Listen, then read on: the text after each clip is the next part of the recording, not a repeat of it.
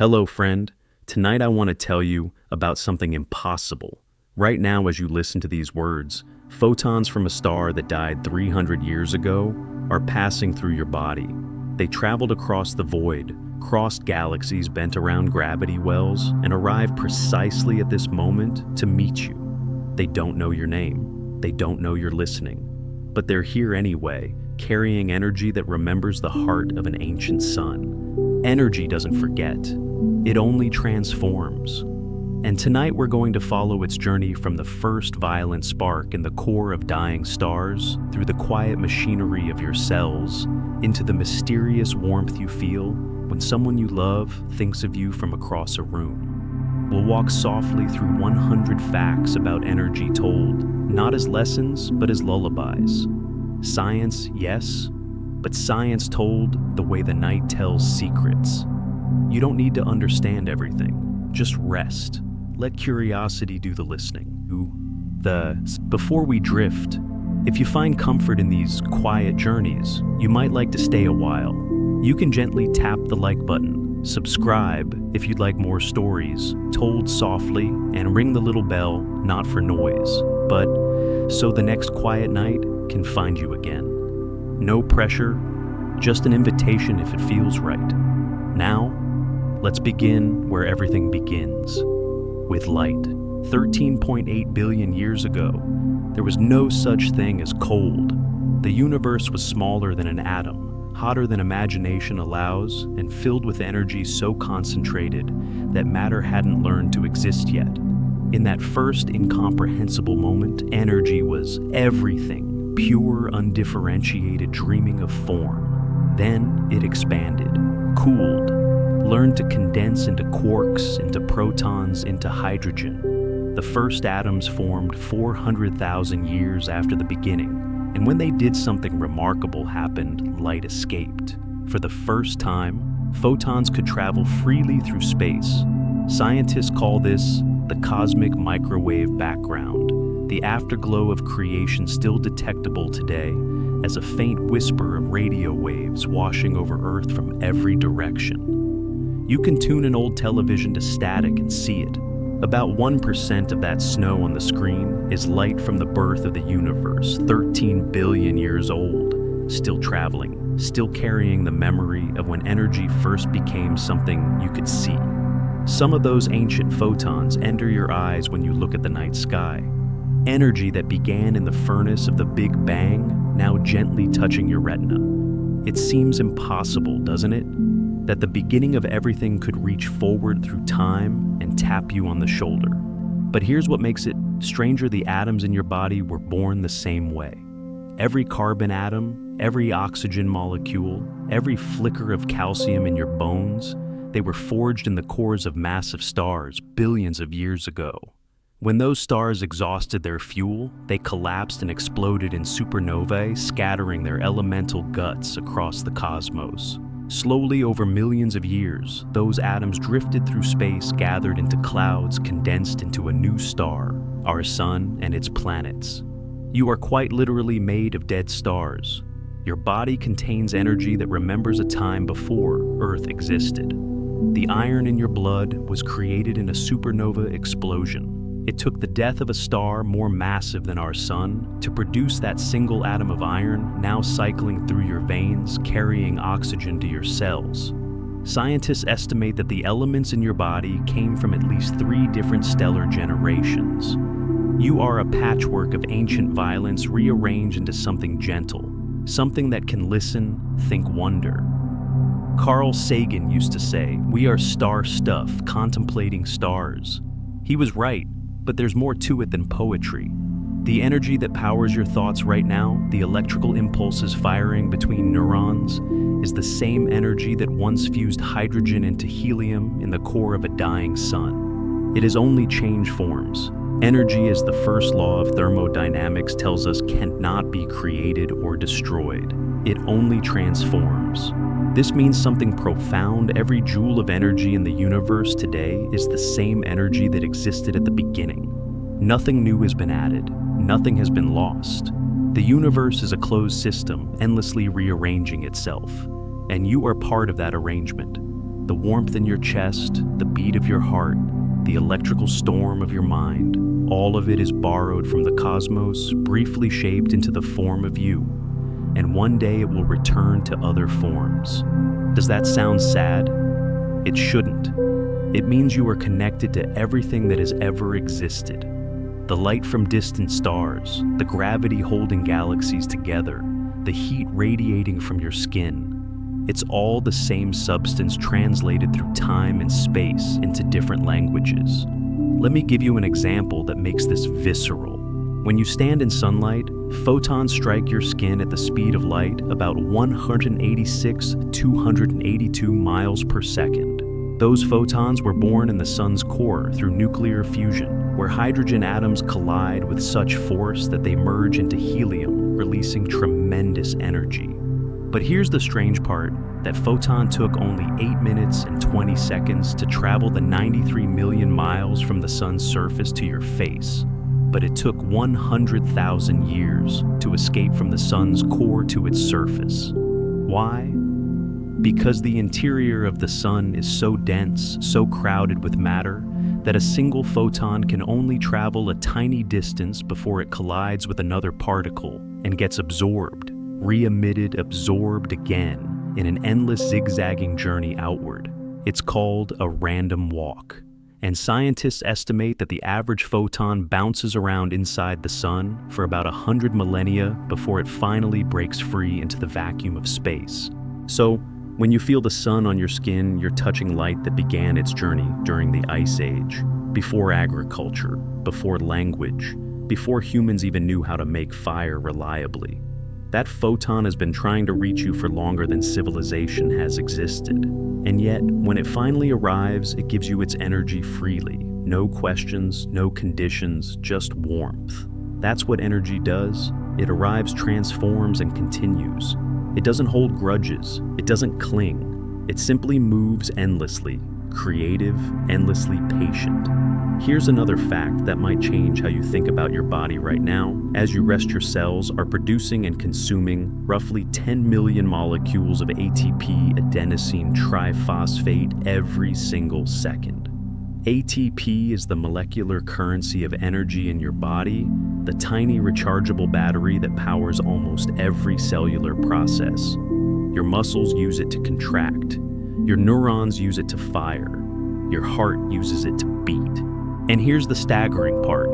Your body contains only about 250 grams of ATP at any given moment. That's roughly half a pound, but you cycle through your entire body weight in ATP every single day. If you weigh 150 pounds, your cells produce, use, and recycle 150 pounds of ATP in 24 hours, more than half your body weight every day. It's one of the most elegant recycling programs in the known universe. Your cells never waste energy. They borrow it, use it for a fraction of a second, and return it to be recharged immediately. Over and over and over, billions of times a day, without you ever thinking about it. Energy moves through you like water through a river. The river stays, but the water is always new. This is why you are never quite the same person you were yesterday. The atoms in your body are constantly being replaced. The energy animating those atoms is borrowed from food, from sunlight, from the air. You are less a fixed thing and more a process, a temporary pattern that energy takes as it flows through time. Some spiritual traditions have said this for centuries. Science is only now catching up. But here's where it gets even stranger. Energy doesn't just exist in obvious forms like heat and light and motion. It also exists in potential stored in the bonds between atoms waiting to be released. The glucose molecule in your bloodstream contains chemical energy locked inside the arrangement of carbon, hydrogen, and oxygen atoms. When your cells break those bonds, they release that energy to make ATP. But where did the glucose get its energy? From the food you ate. And where did the food get it? If it was a plant, it got it from sunlight, through photosynthesis. If it was an animal, it got it from eating plants or from eating something that ate plants. Every food chain, no matter how complex, traces back to the sun. You are in a very real sense eating sunlight every day. And before the sun, The energy came from the gravitational collapse of a vast cloud of gas and dust 4.5 billion years ago. And before that, from the supernova explosions that created the heavy elements in that cloud. And before that, from the nuclear processes in earlier stars. And before that, from the Big Bang. When you eat an apple, you are consuming energy that has traveled 13 billion years to reach your mouth. Does it change the taste? Maybe if you think about it long enough, every meal becomes a kind of communion with the cosmos. There's a word for this in physics conservation. Energy is conserved, meaning it never disappears. But there's a second law too, entropy. Energy always flows from concentrated forms to dispersed forms, from order to disorder. A hot cup of coffee cools down. A battery runs out. A star eventually exhausts its fuel and goes dark. This is the tragedy of the universe written into its deepest laws. Everything that is organized will eventually scatter. Everything warm will cool. Everything bright will dim. But here's the miracle before it does. Energy creates. It builds galaxies. It sparks life. It writes poetry, paints pictures, asks questions it may never answer. The universe is dying. Yes, but so slowly and with such strange beauty along the way that the dying itself becomes a kind of art. You are part of that art. A brief, unlikely sculpture of organized energy standing upright in a universe that prefers chaos. The fact that you exist at all, that atoms arrange themselves into the specific pattern called you, is statistically absurd. And yet here you are, listening to these words, breathing, wondering, alive. What does it mean to be alive? Biologically, it means you are a system that temporarily resists entropy. You take in energy from your surroundings, food, warmth, light, and use it to maintain order, to grow, to heal, to think. Your body is a standing wave of energy, a pattern that holds its shape even as the substance constantly flows through it. And when your life ends, the energy doesn't stop. It returns to the world in other forms: heat, motion, decomposition, feeding other life. Your atoms will become soil plants, air, water. They will be recycled into new forms, new patterns, new lives. Nothing is lost, only transformed. Some find that idea comforting, others find it cold. But maybe it's neither. Maybe it's just true in the way that stars are true, and rivers are true, and the turning of the earth is true. Not good or bad, just the way energy moves through time, and maybe there's a kind of peace in that. In knowing you are not separate from the universe, but woven into it so thoroughly that your boundaries are almost meaningless. Where do you end and the world begin? At your skin, but your skin breathes in oxygen and breathes out carbon dioxide, trading atoms with the air every second. At your mind, but your thoughts are shaped by the food you eat, the light.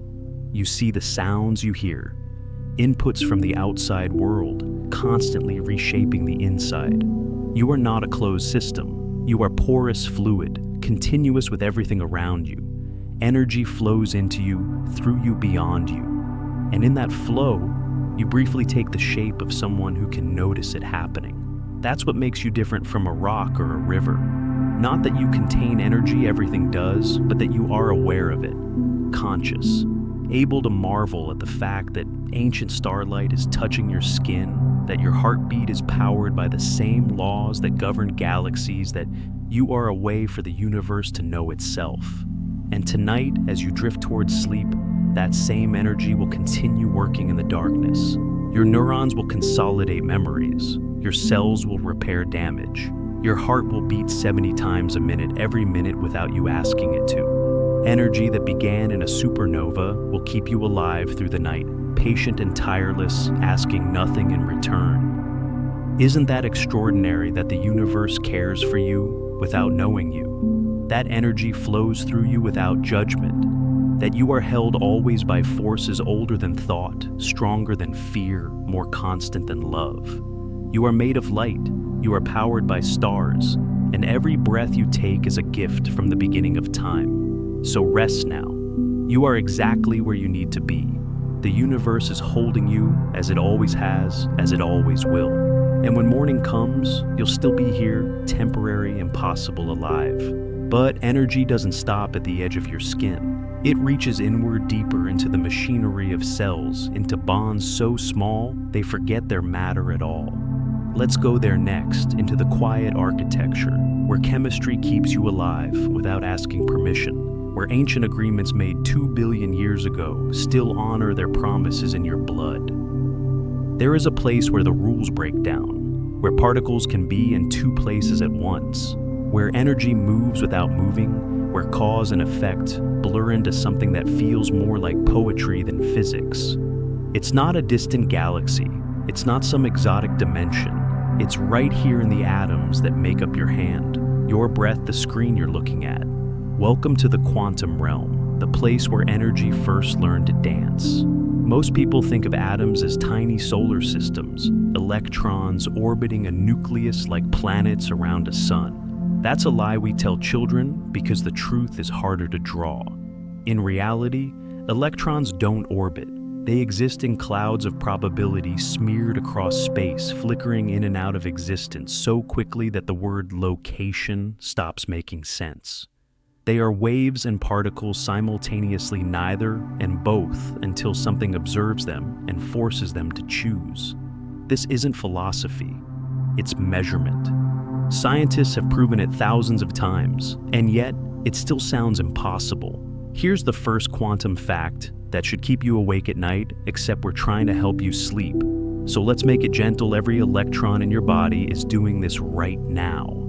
Existing as a probability wave, tunneling through barriers it shouldn't be able to cross, entangling with other particles across distances that should make communication impossible. You are made of uncertainty held together by forces that don't quite make sense. And somehow that uncertainty organizes itself into something as complex and specific as you. Let's start at the beginning. December 14th, 1900. Berlin, Germany. A physicist named Max Planck stood before the German Physical Society and presented an equation that would eventually unravel the entire worldview of classical physics. He didn't mean to. He was just trying to solve a problem about how hot objects emit light, something called the ultraviolet catastrophe, where existing theories predicted that heated objects should emit infinite energy at short wavelengths, which obviously didn't happen. Planck's solution was radical energy doesn't flow continuously like water. It comes in discrete packets, tiny indivisible units he called quanta, the Latin word for how much. Energy, he suggested, has a smallest possible size below which it cannot be divided. Light, heat, radiation, all of it comes in chunks, even if those chunks are unimaginably small. He thought it was a mathematical trick, something useful but not literally true. He was wrong. Energy really does come in packets. The universe at its deepest level is granular pixelated like an old video game with infinite resolution, but still fundamentally made of discrete bits. Planck never fully accepted the implications of his own discovery. He spent the rest of his life trying to reconcile quantum mechanics with the smooth, deterministic universe he believed in. But the evidence kept piling up, and eventually the quantum revolution became unstoppable. 5 years later, in 1905, a young patent clerk named Albert Einstein took Planck's idea and applied it to something called the photoelectric effect. Scientists had noticed that when you shine light on certain metals, they emit electrons. But strangely dim blue light could eject electrons while bright red light could not. Classical physics said that brighter light, more energy, should always work better. But it didn't. Einstein realized that light itself comes in quanta particles he called photons. Each photon carries a specific amount of energy determined by its frequency, not its brightness. Blue light photons carry more energy than red light photons. So even a weak blue light has enough energy per photon to knock electrons loose while an intense red light does not. It was elegant, simple, revolutionary. And it earned Einstein the Nobel Prize in 1921, not for relativity, which most people associate with him, but for explaining the quantum nature of light. Here's what makes this strange: photons have no mass. None. Zero. They are pure energy traveling at the speed of light, and if they ever stopped moving, they would cease to exist. A photon is a verb pretending to be a noun. It is motion itself, crystallized into something we can almost touch. And yet, despite having no mass, photons can push things. Light exerts pressure. This is called radiation pressure, and it's the principle behind solar sail spacecraft that use giant reflective sheets to catch sunlight and accelerate through space. NASA has tested this. Japan launched a successful solar sail mission called Icaros in 2010. It works. Light, massless, and ephemeral, can move solid objects just by touching them. How? Because energy and momentum are related even without mass. Einstein's famous equation, E 1 mc2, tells us that energy and mass are interchangeable. But there's another equation less famous but equally important, E auge pc for massless particles, where p is momentum and c is the speed of light. Photons carry momentum. When they strike a surface and are absorbed or reflected, they transfer that momentum, gently, softly, but measurably. You are being pushed by starlight right now. The force is unimaginably small, about the weight of a single bacterium, spread across your entire body. But it's real. Every photon that touches your skin imparts a tiny nudge. You are held in place not just by gravity and the floor beneath you, but by the accumulated pressure of all the light in the room. Now let's talk about something even stranger: quantum tunneling. In the classical world, if you throw a ball at a wall, one of two things happens. Either the ball has enough energy to break through the wall, or it bounces back. It can't pass through a solid barrier unless it physically destroys it. But at the quantum level, particles can do something impossible. They can tunnel through barriers they don't have enough energy to overcome. Imagine rolling a ball up a hill. Classically, if the ball doesn't have enough energy to reach the top, it rolls back down. But quantum mechanically, there's a small probability that the ball will simply appear on the other side of the hill without ever crossing the summit. It doesn't climb over. It doesn't dig under. It just appears. This happens because particles at the quantum level aren't points. They're waves of probability, and waves can leak through barriers even when the particle shouldn't be able to cross. The probability is usually very small, but it's not zero, and in the quantum world, anything with a non-zero probability will eventually happen, given enough attempts. Your body relies on quantum tunneling to stay alive. In the mitochondria of your cells, enzymes facilitate chemical reactions by allowing protons to tunnel through energy barriers. Without this, the reactions would be too slow to sustain life. Your cells cheat the rules of classical physics every single second to keep you breathing. The sun does this too. Nuclear fusion in the sun's core requires hydrogen nuclei to collide with enough force to overcome the electromagnetic repulsion between their positive charges. Classically, the temperature in the sun's core, about 15 million degrees Celsius, isn't quite hot enough to make this happen consistently. And yet, fusion happens anyway, constantly powering the sun, and by extension, all life on Earth. How? Quantum tunneling. Protons tunnel through the electromagnetic barrier and fuse at lower energies than classical physics would allow. Without this quantum effect, the sun would be dimmer, cooler, and Earth would be a frozen rock. Life as we know it exists because particles can do the impossible. Here's another fact that makes reality feel less solid than we'd like. Electrons and atoms don't have fixed positions.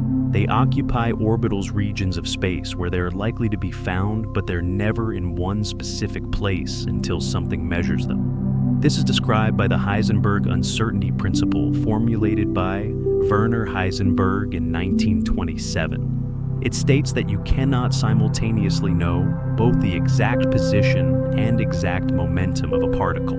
The more precisely you measure one, the less precisely you can know the other. This isn't a limitation of our instruments. It's a fundamental property of reality. The universe itself doesn't know where an electron is until something forces it to decide. Before measurement, the electron exists in a superposition, a state of being everywhere it could be all at once. Schrödinger, another pioneer of quantum mechanics, famously illustrated this with a thought experiment involving a cat in a box with a radioactive atom, a Geiger counter, and a vial of poison. If the atom decays, the poison is released and the cat dies. If it doesn't decay, the cat lives. According to quantum mechanics, until you open the box and observe the outcome, the atom is in a superposition of decayed and not decayed, and therefore the cat is simultaneously alive and dead. Schrödinger intended this as a critique to show how absurd quantum mechanics seemed when applied to everyday objects. But the mathematics kept working. Experiments kept confirming it. And now, nearly a century later, we've built technologies, quantum computers, atomic clocks, MRI machines that rely on superposition and entanglement to function. Reality. It seems doesn't care if we find it absurd. Let's talk about entanglement. Einstein called it spooky action at a distance, and he hated it. Here's how it works when two particles interact in certain ways: they become entangled. Their properties become linked no matter how far apart they are. If you measure one particle and find it spinning clockwise, the other particle will instantly spin counterclockwise, even if it's on the other side of the universe. Instantly, faster than light. Not because information is traveling between them, but because they're not really separate anymore. They're part of a single quantum system, and measuring one collapses the wave function of both. Einstein thought this violated relativity, which says nothing can travel faster than light. But entanglement doesn't transmit information in the usual sense. You can't use it to send a message. It's more like two dancers separated by a stage who somehow always move in perfect synchrony without watching each other. The correlation is real, measurable, and undeniable, but the mechanism remains deeply mysterious. Experiments have confirmed entanglement over distances of more than 1,200 kilometers. Scientists have entangled photons sent between satellites in space. It works. And we still don't fully understand why. Some physicists interpret this to mean that the universe is fundamentally non-local, that particles separated by vast distances are still connected in ways that transcend space.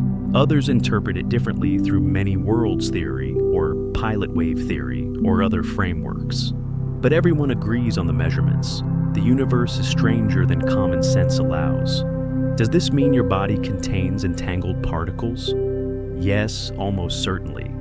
Some researchers believe that quantum entanglement might play a role in biological processes like photosynthesis, where energy is transferred with near-perfect efficiency through molecular structures. Birds might use quantum effects in their eyes to detect Earth's magnetic field for navigation. The jury is still out on how much quantum mechanics matters in biology, but the evidence keeps accumulating. You are not just chemical, you are quantum. Here's a thought that might be comforting. If the universe is fundamentally probabilistic, then nothing is truly predetermined. The future is not written in the stars, because even the stars are made of particles that don't know what they'll do next until they do it. Quantum mechanics restores a kind of openness to reality, a space for chance, for spontaneity, for the genuinely new. Some people find that unsettling. They prefer a clockwork universe, predictable and safe. But maybe there's a kind of freedom in uncertainty. Maybe the fact that electrons can be in two places at once means that you too contain multitudes of unresolved possibilities that collapse into something specific only when the moment demands it. You are in a very real sense always becoming, never finished, never entirely knowable even to yourself. And maybe that's not a flaw, maybe that's the point. One more thing about photons before we move on. Remember how we said a photon takes 100,000 years to escape the sun's core, bouncing and zigzagging through dense plasma before it finally breaks free? Here's the beautiful part. The moment it escapes into the vacuum of space, it travels in a perfectly straight line at the speed of light, unobstructed until it hits something. For the photon, no time passes. This is one of the consequences of relativity. At the speed of light, time stops. From the photon's perspective, if such a thing makes sense, the moment it leaves the sun's surface and the moment it strikes your eye happens simultaneously. It experiences its entire journey instantaneously, which means that, in a strange way, the sun is always touching you. The 8-minute delay we experience is a consequence of our slower reference frame, but for the light itself, there is no delay. There is no journey. There is only arrival. Energy doesn't experience time the way we do. It simply is eternal and immediate, connecting every point it touches into a kind of now that transcends sequence. And here you are, made of atoms that follow these impossible rules, powered by energy that doesn't know how to stop moving, existing in a universe that can't decide if it's a wave or a particle until something asks it to choose. You are quantum. You always have been. You just never noticed before. But the quantum realm, for all its strangeness, is still physics predictable in its unpredictability, governed by equations expressible in math.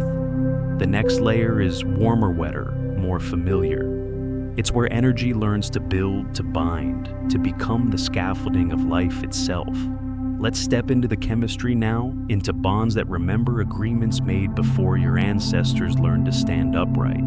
Inside your cells right now, there is a molecule being created and destroyed 10 million times per second. It's smaller than a virus, simpler than a protein, and more essential to your existence than your own heartbeat. Without it, you wouldn't be able to blink, think, or breathe. It powers every movement, every thought, every moment of being alive. Its name is ATP adenosine triphosphate, and it remembers a world before oxygen, before sunlight, before anything you would recognize as life. Your body is a city of chemical agreements, bonds formed and broken in rhythms older than continents. Tonight, let's walk through that city quietly and listen to what the molecules are saying. The word bond sounds permanent, doesn't it? Strong, unbreakable. But chemical bonds are nothing like that. They're more like handshakes, temporary agreements between atoms to share or exchange electrons held together by electromagnetic forces, constantly negotiating their terms. Some bonds are strong and last for years. Others form and break in milliseconds. But all of them store energy in their geometry, in the precise distance between nuclei, in the angles at which electrons orbit. When a bond forms, energy is released. When it breaks, energy is absorbed. Your entire metabolism is just the art of breaking the right bonds at the right time, harvesting their stored energy and using it to forge new bonds elsewhere. You are a controlled burn happening slowly enough that you don't notice the flame. Let's start with the most important molecule you've never thought about: ATP. Think of ATP as the currency of cellular energy. Just as money allows you to exchange labor for goods without bartering directly, ATP allows your cells to exchange chemical energy between different processes without needing a direct link. A muscle cell can burn glucose to make ATP, then use that ATP to power contraction. A neuron can use ATP to pump ions across its membrane, generating electrical signals. A liver cell can use ATP to synthesize proteins, detoxify chemicals, or store glucose as glycogen. The beauty of ATP is its simplicity. It's an adenosine molecule, one of the building blocks of DNA, attached to 3 phosphate groups. Those phosphate groups are negatively charged and repel each other like magnets held together against their will. Breaking the bond between the second and third phosphate releases about 7.3 kilocalories per mole of energy, a small amount by human standards, but enormous at the molecular scale. Your cells use that energy, then reattach the phosphate later when more energy becomes available. ATP becomes ADP, adenosine diphosphate, then back to ATP over and over billions of times a day. It's the most recycled molecule in your body. Here's the staggering part. You only have about 250 grams of ATP in your body at any given moment. That's about half a pound, roughly the weight of a grapefruit. but your body cycles through approximately your entire body weight in ATP every single day. If you weigh 150 pounds, your cells produce, consume, and recycle 150 pounds of ATP in 24 hours. Imagine if you had to consciously manage that. If every time your heart beat, you had to remember to regenerate the ATP. If every thought required you to manually phosphorylate ADP, you'd collapse from exhaustion in seconds. But your mitochondria handle it effortlessly, silently, with an elegance that no human engineer has ever matched. Mitochondria. Let's talk about them. You've probably heard the phrase, mitochondria are the powerhouse of the cell. It's a cliche from high school biology, repeated so often it loses meaning. But here's what they don't tell you. Mitochondria weren't always part of us. They were once independent bacteria swimming freely in the primordial ocean about 2 billion years ago. At some point, scientists call it endosymbiosis. A larger cell engulfed one of these bacteria, but didn't digest it. Instead, the two formed a partnership. The bacterium provided energy through aerobic respiration, using oxygen to break down nutrients far more efficiently than the host cell could alone.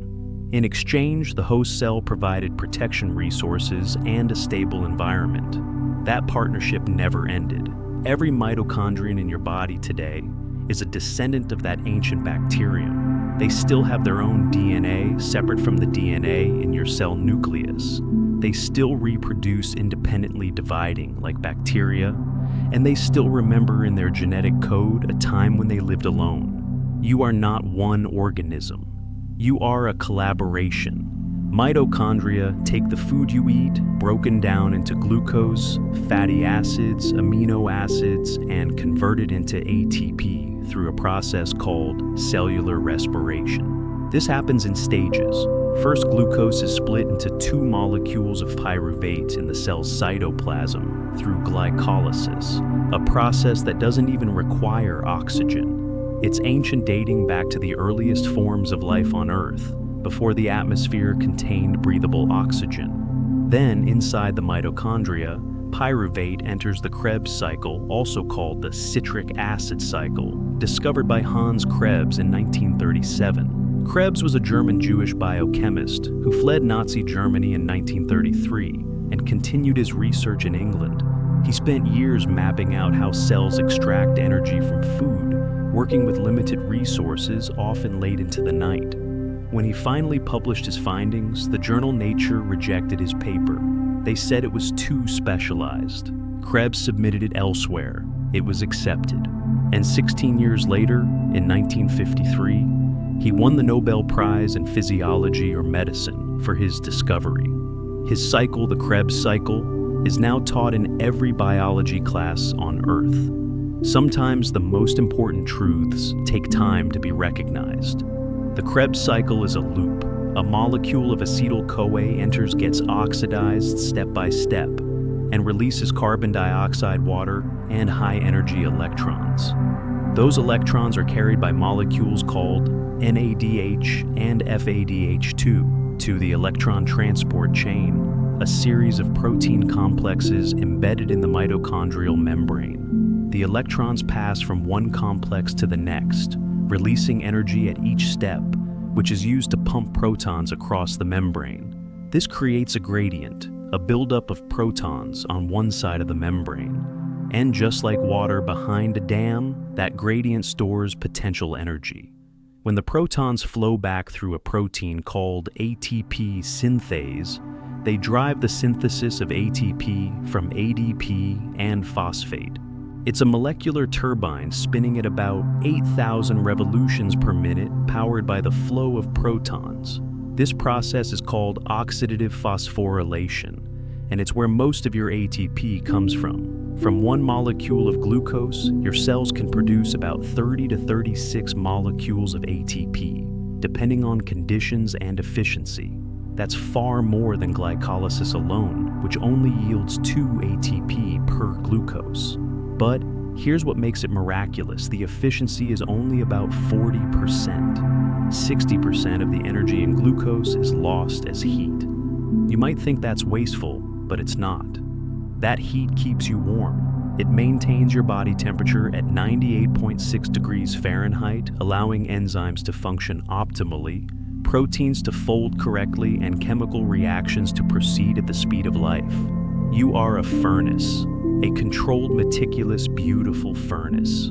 For comparison, an internal combustion engine, the kind in most cars, operates at about 25% efficiency. The rest is wasted as heat and exhaust. Your body is more efficient than a machine, and unlike a car, your body can repair itself, adapt to new conditions, and run continuously for decades without needing replacement parts. Well, mostly without replacement parts. Let's talk about one more detail that makes this even stranger. The electron transport chain relies on quantum tunneling. Remember that from earlier, electrons need to jump between protein complexes, but sometimes the distances are too great and the energy barriers too high.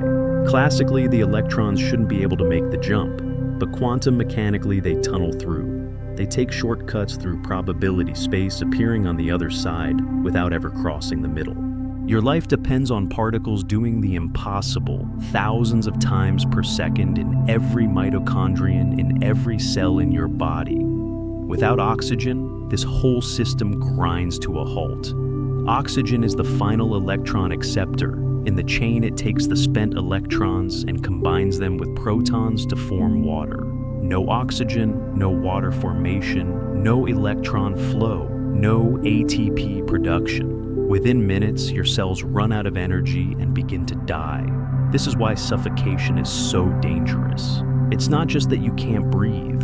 It's that every cell in your body stops being able to convert food into usable energy. The lights go out one by one until the darkness is complete. But for 2 billion years before oxygen was abundant, early life had to survive without it. They relied solely on glycolysis and fermentation processes that generate far less ATP per glucose molecule. Life was slower, smaller, simpler. The rise of oxygen produced by photosynthetic cyanobacteria was actually toxic to most organisms at first. It caused a mass extinction event called the Great Oxygenation Event about 2.4 billion years ago. But the organisms that survived, those that learned to use oxygen, gained access to an energy windfall. They could produce far more ATP, grow larger, move faster, think more complexly. Oxygen changed everything. It made multicellular life possible. It made animals possible. It made you possible. So, every breath you take is both a gift and a poison, carefully managed by molecular machinery that's been refining its technique for eons. Here's another fact about chemical energy that might change how you think about food when you eat. You're not just consuming matter, you're consuming sunlight. Every plant on Earth captures energy from the sun through photosynthesis, using chlorophyll to absorb photons and convert their energy into chemical bonds. Specifically, plants take carbon dioxide and water, and using light energy rearrange them into glucose and oxygen. The glucose stores the sun's energy in the bonds between carbon, hydrogen, and oxygen atoms.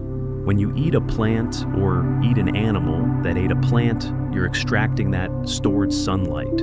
Your mitochondria reverse the process, breaking the bonds in glucose-releasing carbon dioxide and water, and capturing the energy as ATP. In a very real sense, you run on sunlight.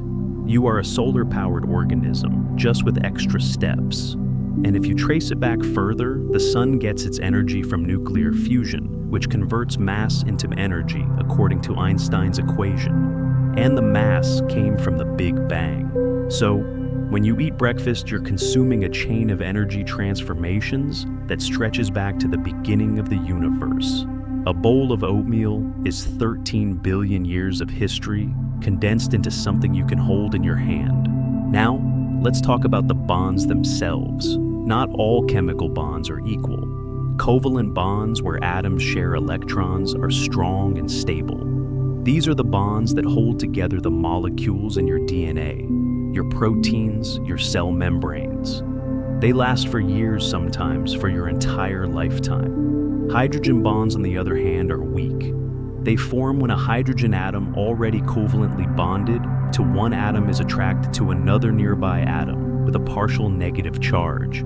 These bonds are temporary, constantly forming and breaking like Velcro being pulled apart and pressed together. But even though they're weak individually in large numbers, they're powerful. Water, for example, owes almost all of its strange properties to hydrogen bonding. Water molecules cling to each other through hydrogen bonds, giving water a high surface tension, a high boiling point, and the ability to dissolve more substances than any other solvent. Your blood is mostly water. Your cells are filled with water. Your brain is 73% water, all of it held together, molecule by billions of tiny hydrogen bonds that last only picoseconds before breaking and reforming elsewhere. DNA's double helix is held together by hydrogen bonds between complementary base pairs, adenine with thymine, guanine with cytosine. These bonds are weak enough that enzymes can unzip the helix during replication, but strong enough in aggregate to keep your genetic code stable for decades. Fragile and strong at once. That's the paradox of life. Here's something most people don't realize: the energy in your body isn't evenly distributed. Some molecules store far more energy than others. Fats, for example, contain more than twice the energy per gram, as carbohydrates or proteins, 9 kilocalories per gram compared to 4. This is why fat is such an efficient way to store energy long term. Your body can pack more fuel into less space, but fats are harder to break down. They require more steps, more enzymes, more time. Carbohydrates, especially glucose, are quick energy, easy to access, easy to burn. That's why athletes eat pasta before a race and not steak. The body can convert carbs to ATP faster. Your body constantly balances these two systems. When you're resting, you burn mostly fat. When you're sprinting, you burn mostly glucose. The transition between the two is seamless, managed by hormones like insulin and glucagon, adrenaline and cortisol, all communicating through chemical signals, adjusting the fuel mix in real time based on your needs. You are a hybrid engine, switching between power sources without ever thinking about it. One more thing before we move on. Have you ever wondered why you get tired? Why after a long day your body feels heavy and your mind slows down? It's not just psychological, it's chemical. When your cells break down ATP, they produce waste products, adenosine, for example, which accumulates in your brain throughout the day. Adenosine binds to receptors in your neurons and makes them less excitable, signaling that it's time to rest. This is why caffeine works. Caffeine blocks adenosine receptors, preventing the signal from getting through. You're still tired, the adenosine is still there, but your brain can't hear it anymore. Sleep clears adenosine away.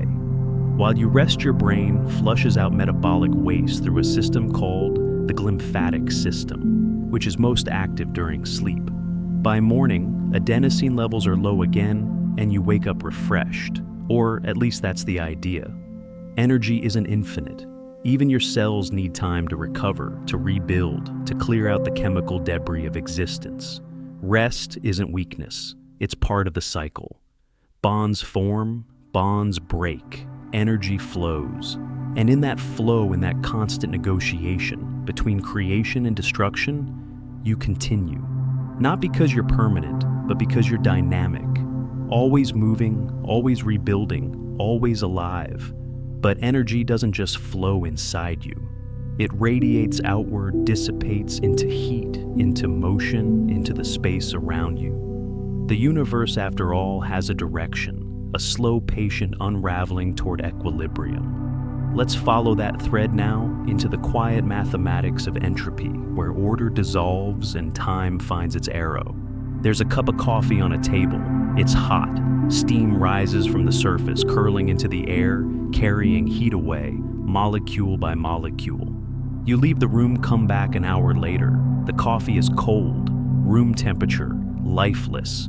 It will never get hot again on its own. Not in a million years, not in a billion. The universe has a direction, and it only goes one way: toward equilibrium, toward sameness, toward a future where everything is the same temperature and nothing interesting can ever happen again. This is entropy, the quiet unraveling of order, the patient dismantling of difference, and somehow, impossibly, you exist in defiance of it. Let's talk about heat, not as warmth, not as comfort, but as a form of energy that wants more than anything to spread out and disappear. Heat is just atoms moving. The faster they vibrate, the hotter the object. In a solid, atoms jiggle in place, locked in a lattice but never still. In a liquid, they slide past each other, more freedom, but still touching. In a gas, they fly apart, colliding occasionally, but mostly just drifting through empty space. Temperature is the average kinetic energy of all those atoms added together, a statistical property, not something any individual particle possesses. This is why cold doesn't really exist as a thing. There's no such thing as cold energy. There's only the absence of heat. Cold is what happens when atoms slow down, when their motion decreases. Absolute zero, negative 273.15 degrees Celsius, or 0 Kelvin, is the theoretical point where all atomic motion stops. No vibration, no jiggling, perfect stillness. We've never reached it. We've gotten close within a few billionths of a degree, but the third law of thermodynamics says you can never quite get there. Nature won't let you. There's always a little motion left, a little uncertainty, a little quantum fuzziness that refuses to freeze. A shuffled deck has high entropy, millions of possible arrangements. The universe tends toward high entropy because there are vastly more disordered states than ordered ones. It's not a law enforced by some cosmic police. It's just probability. Chaos is, statistically, overwhelmingly more likely than order. Boltzmann spent years defending this idea against critics who believed in a deterministic clockwork universe, where everything could theoretically be reversed. His colleagues mocked him. Journals rejected his papers. The isolation, the intellectual battles, the sense that he was right but couldn't make anyone see it, it wore him down. In September 1906, while on vacation with his family in Duino, Italy, Boltzmann hanged himself. He was 62 years old, depressed, exhausted, convinced his life's work would be forgotten. He was wrong about that last part. Within a few years, experiments began confirming the atomic theory of matter. Entropy became one of the foundational concepts of thermodynamics. And Boltzmann's equation became so important that it's now inscribed on his grave, a permanent reminder that some truths take longer to be recognized than a single lifetime allows. The second law of thermodynamics, which Boltzmann helped formalize, states that in any closed system, entropy always increases over time. Energy spreads out. Differences equalize. Hot things cool down. Cold things warm up. Order becomes disorder. This is why you can't unscramble an egg, why broken glass doesn't spontaneously reassemble, why time has an arrow that points in only one direction. But here's the strange part: you are a violation of this law. Or rather, you're a temporary exception. Your body is incredibly ordered, trillions of cells each one, a marvel of organization, working in coordination, maintaining boundaries, fighting off entropy every second. You take in low-entropy energy food, which is organized chemical structures, and use it to keep yourself ordered. But in the process, you radiate heat, exhale, carbon dioxide, excrete waste. You increase the entropy of your surroundings far more than you decrease it within yourself. Life doesn't break the second law, it obeys it. But life is a local decrease in entropy paid for by a larger increase elsewhere. You are a temporary island of order in an ocean of chaos, and you maintain that order by exporting disorder into the world around you. Every breath you take increases the entropy of the universe. Here's a fact that makes this tangible. Right now, your body is radiating about 100 watts of heat. That's the same as a standard incandescent light bulb. If you sit in a small, insulated room with other people, the room will noticeably warm up, not from breathing, but from the collective heat radiating off everyone's skin. Thermal cameras can see this. You glow in infrared, a soft, constant emission of body heat into the surrounding air. Where does this heat come from? From inefficiency.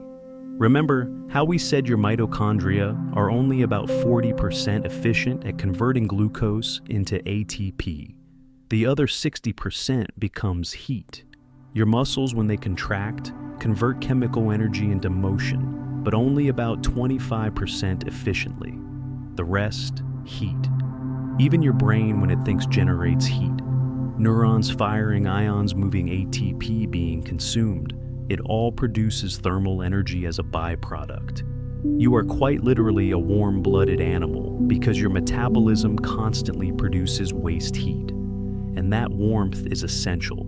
Enzymes in your body only function within a narrow temperature range.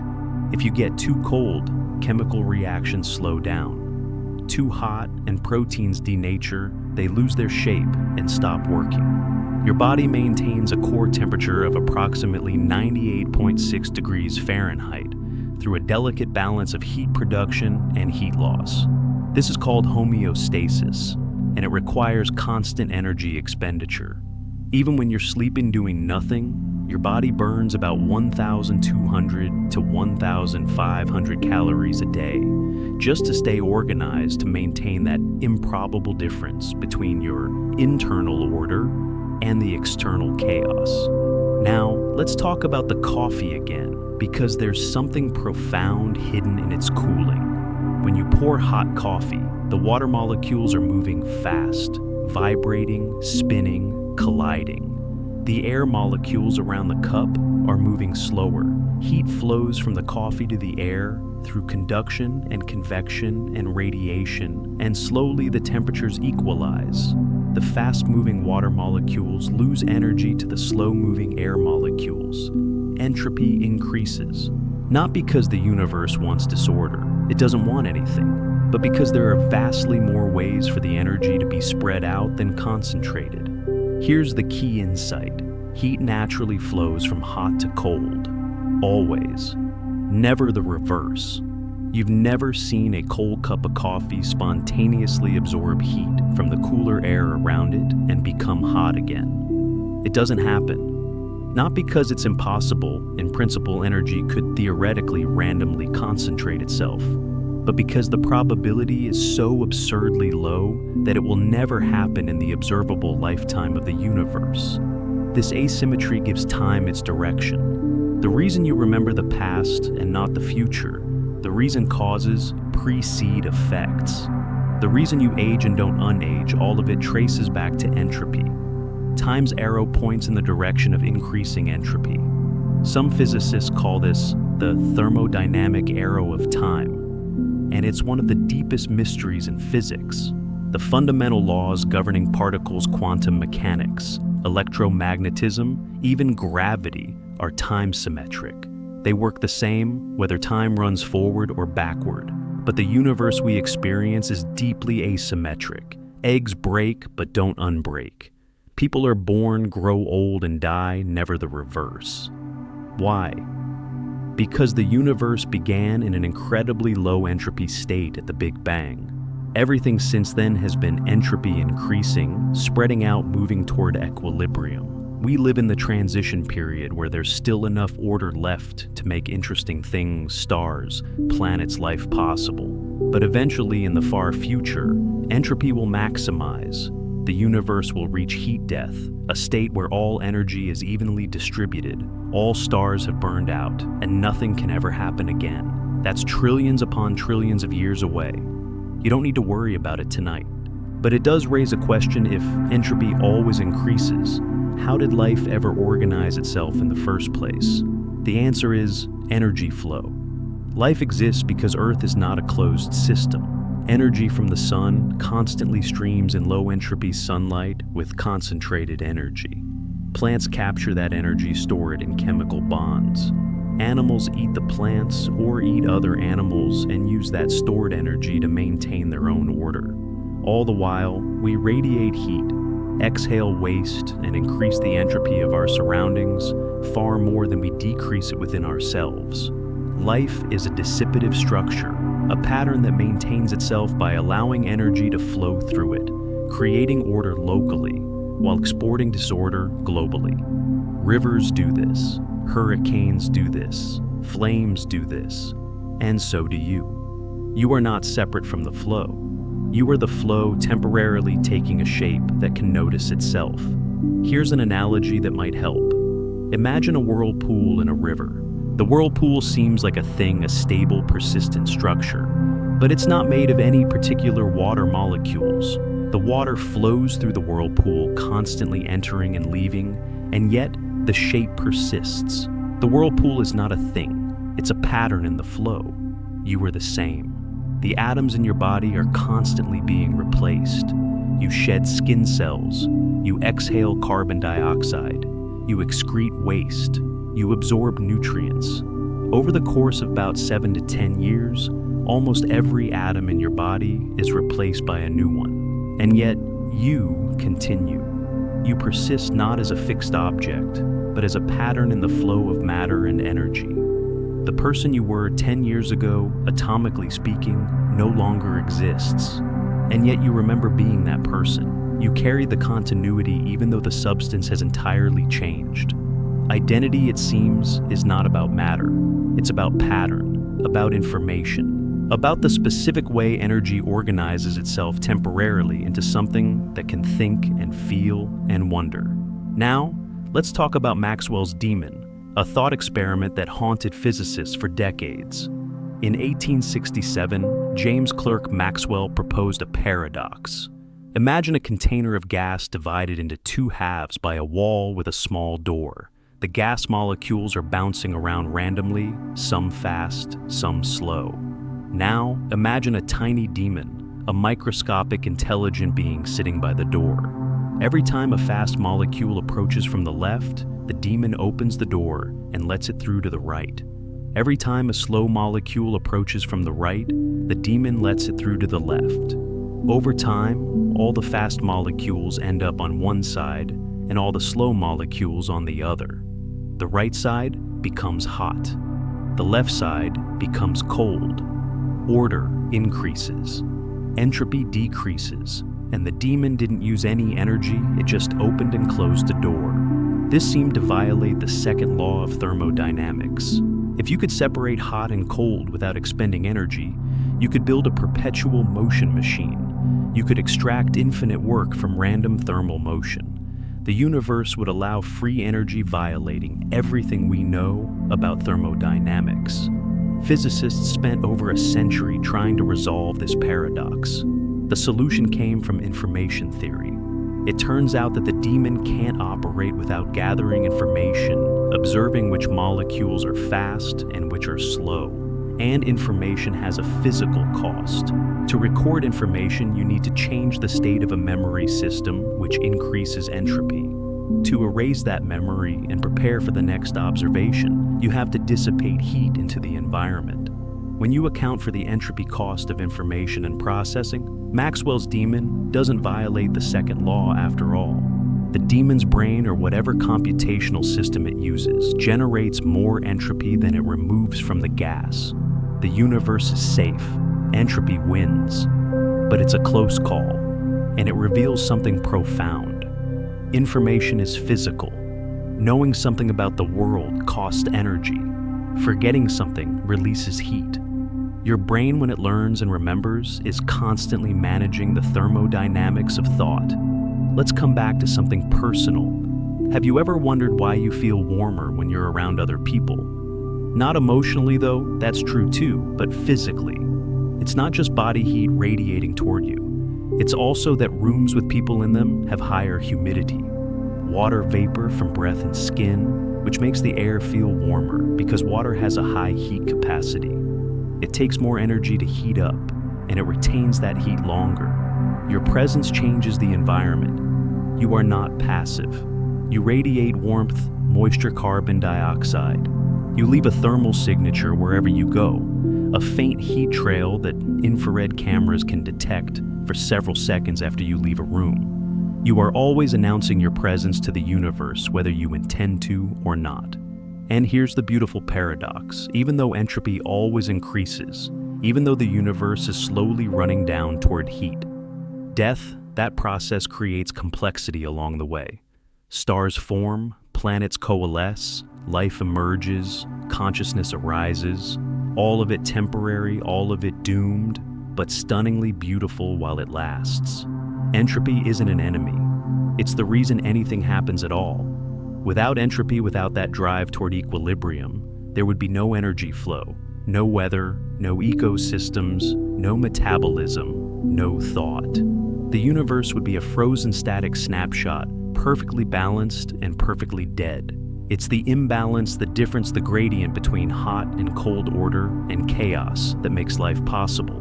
You exist because the universe is out of equilibrium, because there's still work to be done, still energy to flow, still time before everything settles into stillness. So, when you feel tired, when you feel the weight of the day pressing down on you, remember you are fighting entropy. Every heartbeat, every breath, every thought is an act of temporary defiance against the universe's long slide towards sameness. And yes, you will lose eventually. Everyone does. But in the meantime, you get to be here warm and alive, a brief flicker of order in an ocean of chaos. That's not nothing, that's not small, that's a miracle written in thermodynamics. But energy doesn't just exist, as heat doesn't just spread and dissipate randomly into the void. It also organizes itself into fields, into forces, into invisible architectures that connect everything to everything else. Your heart, it turns out, is not just a pump. It's an electromagnetic broadcaster sending signals into the space around you. Let's step into that strange territory now, where energy becomes field, where matter and force blur into something you can almost feel but never quite touch. Every time it beats specialized cells called pacemaker cells. In the sinoatrial node, fire an electrical impulse that spreads through the heart muscle, triggering a coordinated contraction. This impulse can be measured on the surface of your skin as an electrocardiogram and EKG. Doctors use this every day. Sticky electrodes on your chest, wires leading to a monitor, a printout, showing the rhythm of your heart in spiky waves. But here's what most people don't know. That electrical signal doesn't stop at your skin. It radiates outward as an electromagnetic field detectable up to 3 feet away from your body. The Heart Math Institute in California has measured this extensively. Using sensitive magnetometers, they've shown that the heart's electromagnetic field is about 60 times stronger in amplitude than the brain's. 60 times. The heart is not just a pump, it's an antenna. And when two people stand close together, their electromagnetic fields overlap. Instruments can detect the signal from one person's heart in the brainwave patterns of another person standing nearby. The data is subtle, but it's there. A kind of silent communication happening beneath the level of conscious awareness. Is this what we feel when we talk about someone's energy? Maybe. Partly. It's not mystical, it's electromagnetic, but it's real. The story of how we learned about bioelectricity is older than you might think. It begins in the 1780s with an Italian physician named Luigi Galvani. He was dissecting a frog on a table made of metal when he noticed something bizarre every time his metal scalpel touched the frog's leg. Nerve the leg twitched, violently, as if the dead frog were still alive. Galvani called it animal electricity. He believed that living tissues contained an intrinsic electrical fluid different from the electricity generated by machines. He was partly right. Living organisms do generate electricity through ion flow across cell membranes, sodium, potassium, calcium, ions moving in and out, creating voltage differences that propagate as signals. But Galvani's contemporary Alessandro Volta disagreed. He thought the twitching was caused by the two different metals in contact with the wet tissue, creating a basic battery. Volta was right about that part. He went on to invent the first true battery, the voltaic pile, in 1800. But Galvani was also right. Animals do produce electricity internally independent of external metals. Both men were seeing different facets of the same truth. Electricity is fundamental to life. Your neurons work by manipulating electrical charge. At rest, a neuron maintains a voltage difference across its membrane about -70 millivolts on the inside compared to the outside. This is achieved by ion pumps that actively push sodium ions out and pull potassium ions in, using ATP to maintain the gradient. When a neuron fires, voltage-gated channels open. Sodium ions rush in, flipping the charge to +40 millivolts. A change of 110 millivolts in less than a millisecond. This is called an action potential, and it propagates down the length of the neuron like a wave. When it reaches the synapse, it triggers the release of neurotransmitters which float across the gap and bind to receptors on the next neuron, starting the process again. Every thought, every sensation, every movement you make is an electrical storm, cascading through billions of neurons in coordinated patterns. Your brain generates about 10 to 23 watts of electrical power, not much by household standards, but enough to light a dim LED bulb if you could somehow harvest it. Which raises a strange thought. If you could record all the electrical activity in your brain, could you reconstruct your thoughts, your memories, your sense of self? Scientists are working on this. Brain-computer interfaces, neural decoding algorithms, EEG and fMRI scans that translate brain activity into commands for prosthetic limbs or computer cursors. We're not there yet, not close, but the fact that it's possible in principle that thoughts are electrical patterns and patterns can be decoded should give you pause. Consciousness might be more fragile, more translatable, more material than we'd like to believe. Now, let's zoom out from neurons to the whole brain. Your brain produces different types of electrical waves depending on what you're doing. These are measured by electroencephalography (EEG), which detects the synchronized firing of large groups of neurons. Delta waves, 0.5 to 4 hertz, occur during deep dreamless sleep. Your brain slows down large populations of neurons firing in unison like a slow drum beat. Theta waves, 4 to 8 hertz, appear during light sleep meditation and deep relaxation. Alpha waves, 8 to 13 hertz, emerge when you're awake but calm. Eyes closed, mind quiet. This is the frequency of restful alertness, the state you might be in right now listening to this. Beta waves, 13 to 30 hertz, dominate when you're alert, focused problem solving. And gamma waves, 30 to 100 hertz, appear during moments of intense concentration, insight, or integration of information across different parts of the brain. Some researchers believe gamma waves are associated with consciousness itself, the binding of disparate sensory inputs into a unified experience of now.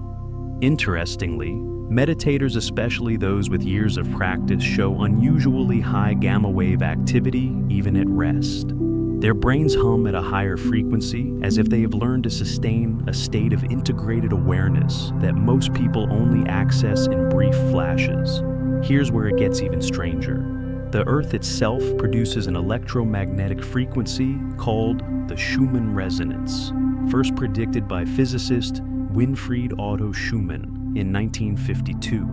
It's caused by lightning discharges in the cavity between the Earth's surface and the ionosphere, creating a standing wave that resonates at about 7.83 hertz.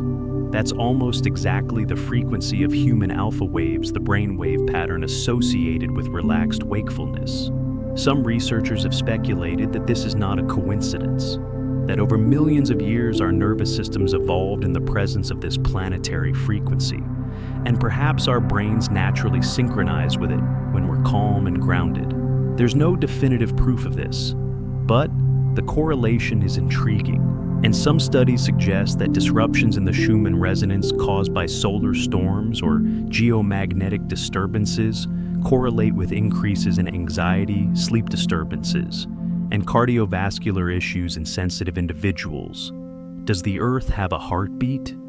And can we feel it deep in our biology without ever knowing why? let's talk about another form of electromagnetic energy light.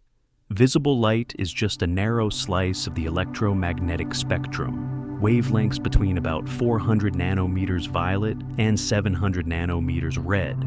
But the spectrum extends far beyond what we can see. On one end, you have radio waves, wavelengths measured in meters or kilometers.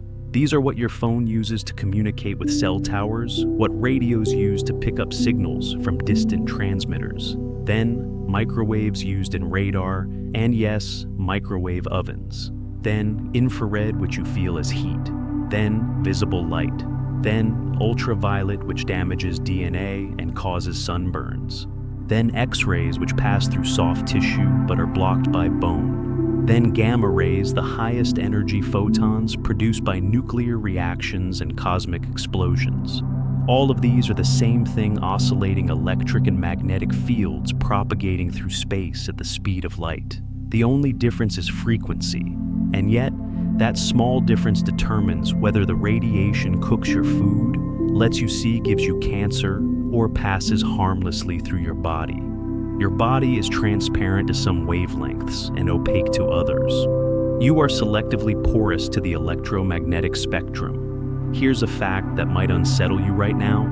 Countless electromagnetic waves are passing through your body. Radio signals from distant towers, Wi-Fi from nearby routers, cosmic rays from exploded stars halfway across the galaxy. Most of them do nothing, they're too low energy to interact with your cells. But a small fraction, ultraviolet light, X-rays, gamma rays, carry enough energy to knock electrons out of atoms, creating ions. This is called ionizing radiation, and it can damage DNA. Your cells have repair mechanisms for this. Enzymes that patrol your DNA looking for breaks and mutations, and fix them before they cause problems. Most of the time this works, but occasionally a mutation slips through, and if it happens in the wrong gene at the wrong time, it can lead to cancer. This is why pilots and flight attendants who spend thousands of hours at high altitudes where cosmic radiation is stronger have slightly elevated cancer risks. It's why astronauts on the International Space Station are exposed to radiation doses hundreds of times higher than on Earth's surface, and why long-term missions to Mars are so dangerous. Months of exposure to unshielded cosmic rays could cause serious health effects. Space, it turns out, is not kind to biological organisms. We evolved under the protection of Earth's magnetic field and atmosphere, which deflect and absorb most of the harmful radiation. Step outside that shield, and you're vulnerable. But not all electromagnetic fields are harmful. Some are essential. Your cells use electrical gradients to function. Your nerves use electrical signals to communicate. And recent research suggests that certain electromagnetic frequencies might even promote healing. In the 1970s, orthopedic surgeon Robert Becker conducted experiments on bone regeneration. He found that applying weak electrical currents to fractured bones could stimulate faster healing and even regenerate lost tissue in amphibians. The work was controversial, and Becker himself became somewhat of a fringe figure, but his core findings have been replicated. Today, pulsed electromagnetic field therapy, PEMF, is used in some medical settings to treat chronic pain, fractures, and inflammation. The mechanisms are still unclear, but it seems that cells respond to electromagnetic fields, possibly through effects on ion channels, cell membrane potentials, or signaling pathways. Your body is not just generating fields, it's also listening to them, responding to them, using them as information. Now let's come back to the heart. Your heart doesn't just beat, it speaks. Each heartbeat is a burst of coordinated electrical activity, and the pattern of beats the rhythm. The variability carries information about your physiological and emotional state. Heart rate variability, or HRV, is the measure of variation in time between successive heartbeats. If your heart beats exactly 60 times per minute, that's low variability. Every beat is precisely 1 second apart. But a healthy heart doesn't do that. It varies slightly from beat to beat, speeding up on the inhale, slowing down on the exhale, adjusting constantly in response to signals from the nervous system. High HRV is generally a sign of good health resilience and adaptability. It means your autonomic nervous system, the part that controls unconscious functions like heart rate, digestion, and breathing, is flexible and responsive. Low HRV, on the other hand, is associated with stress, fatigue, illness, and increased risk of cardiovascular disease. Athletes monitor HRV to gauge recovery. Meditators track it to measure the physiological effects of their practice. And researchers use it as a window into the autonomic nervous system, a way to quantify something that's usually invisible: how well your body is coping with the demands of being alive. Interestingly, emotional states affect HRV in measurable ways. Anxiety, anger, and frustration reduce HRV. The heart becomes more rigid, more mechanical. Gratitude, compassion, and love increase HRV. The heart becomes more fluid, more adaptable. This isn't metaphor, it's data. Your emotional state literally changes the electromagnetic signature of your heart. And if your heart's field extends 3 feet outward and emotional states alter that field, then in a very real sense, your emotions are radiating into the space around you. People nearby might not consciously register it, but their nervous systems might. Subtle cues, micro signals, a felt sense of presence. This might explain why some people feel energizing to be around and others feel draining, why certain spaces feel tense or calm even when nothing obvious has changed. We are constantly broadcasting and receiving in frequencies just below the threshold of conscious awareness. Here's one more fact about electromagnetic fields that ties everything together. In 1865, a Scottish physicist named James Clerk Maxwell published a set of equations that unified electricity and magnetism into a single theory. He showed that changing electric fields create magnetic fields, and changing magnetic fields create electric fields. The two are inseparable, two aspects of one phenomenon. And from those equations, Maxwell predicted something astonishing.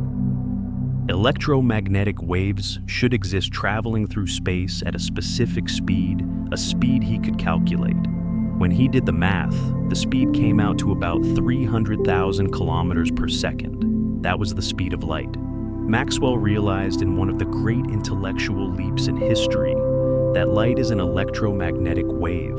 Visible light and visible radio waves, heat X-rays. All of them are oscillations in the electromagnetic field propagating through empty space. His equations, still taught in every physics class today, revealed that electricity, magnetism, and light are all facets of a single underlying reality. It's one of the most beautiful unifications in science. And it means that when you see a sunset, you're watching electromagnetic waves generated 93 million miles away, striking the molecules in your retina and triggering electrical signals that your brain interprets as color. You are not separate from the electromagnetic field. You are part of it, immersed in it, shaped by it.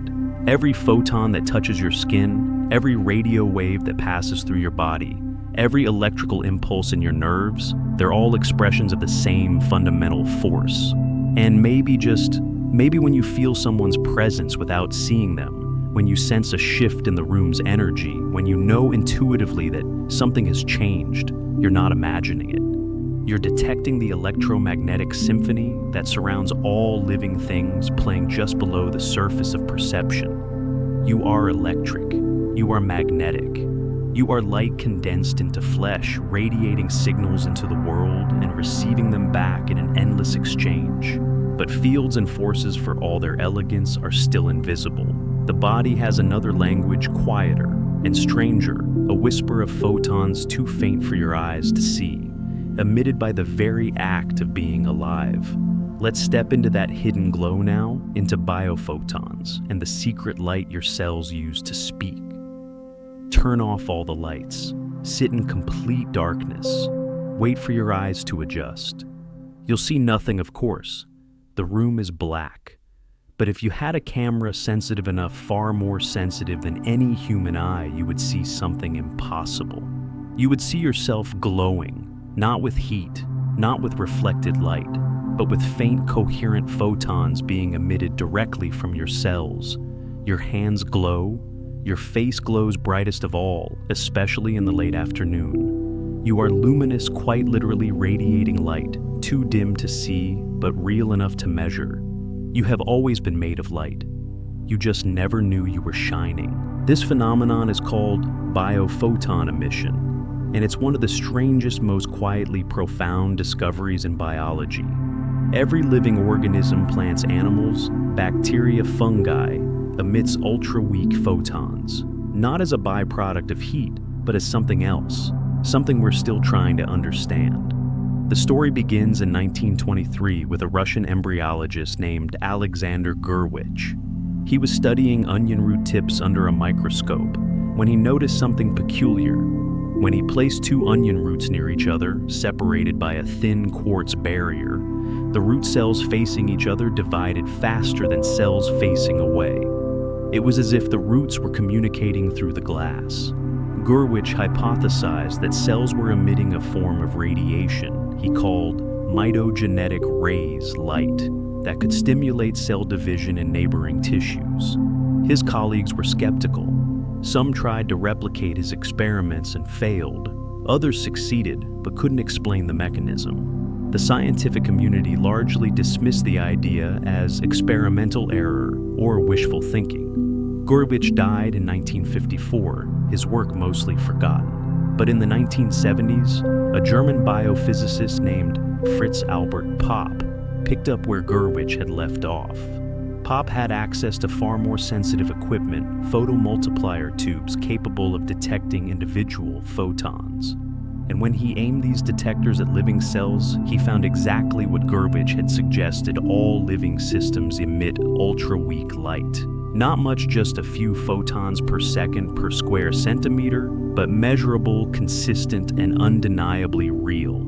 Popp called them biophotons, and he spent the rest of his career trying to understand what they mean. Here's what we know so far. Biophotons are coherent light, meaning the photons are emitted in phase with each other like laser light rather than random thermal radiation. They span a wide range of wavelengths from ultraviolet to infrared, with most emissions in the visible and near-infrared spectrum. And they appear to be linked to the health and metabolic state of the organism. Healthy cells emit fewer biophotons, and in more organized patterns.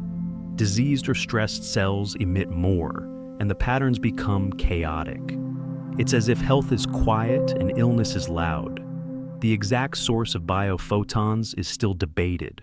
Most researchers believe they originate from reactive oxygen species, chemically unstable molecules produced during metabolism that react with lipids and proteins and release photons as a side effect.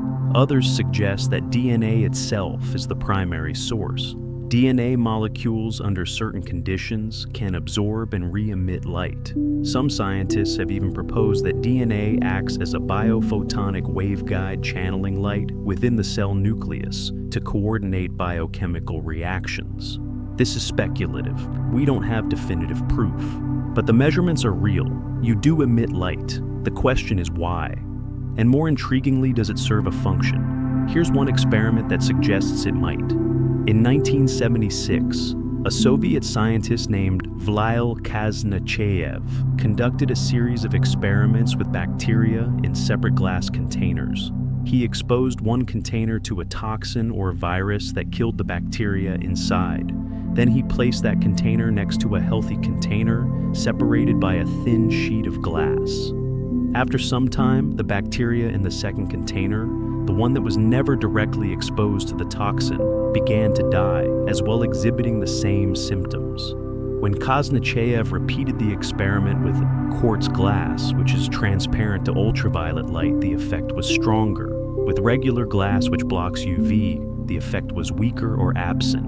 His interpretation: the dying cells were emitting biophotons that carried information about their state, and the healthy cells were receiving and responding to that information. If true, it suggests that cells communicate not just through chemical signals, but through light, through photons encoding messages about damage, stress, or disease.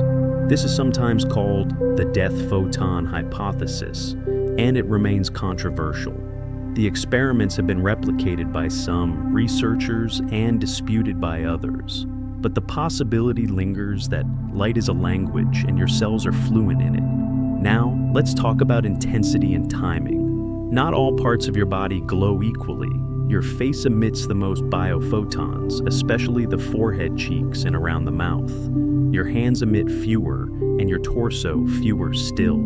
Scientists measured this using ultra-sensitive CCD cameras in completely dark rooms. The glow follows a circadian rhythm. It's weakest in the morning and strongest in the late afternoon, around 4 p.m. Why? No one knows for sure, but it correlates with metabolic activity. Your body's metabolic rate fluctuates throughout the day, driven by circadian rhythms controlled by the suprachiasmatic nucleus in your brain. When metabolism is highest, biophoton emission is highest. It's a visible signature of how hard your cells are working. Interestingly, biophoton emission decreases during sleep. While you rest, your cells glow more softly. The light dims like a city at night when most of the buildings go dark. Only the essential processes remain active, humming quietly in the background. And here's where it gets even stranger. Some researchers have found that biophoton emission can be influenced by mental states. Meditation-focused attention and emotional arousal have all been shown to alter biophoton patterns, particularly from the hands and forehead. The changes are subtle, small increases or decreases in intensity, shifts in the coherence of the light, but they're measurable. Does this mean your thoughts produce light in a very indirect way? Yes, your thoughts are electrochemical processes, neurons firing neurotransmitters being released, metabolic energy being consumed. All of that generates reactive oxygen species and other byproducts that in turn emit photons. So, in a roundabout way, thinking is luminous, consciousness glows. But let's be careful. The correlation doesn't mean thoughts directly emit photons in any meaningful, controllable way. It doesn't mean you can send healing light to someone just by thinking about them. The biophoton emission from your brain is far, far too weak to have any effect at a distance. It's not a superpower. It's a side effect of metabolism, real, measurable, fascinating, but not magical. There's a common misconception about this. Some alternative medicine practitioners claim that biophotons are the basis of auras, that they can photograph your energy field using Kirlian photography or similar techniques. But Kirlian photography doesn't detect biophotons. It detects corona discharge, electrical ionization of air around conductive objects influenced by moisture pressure and conductivity of the skin.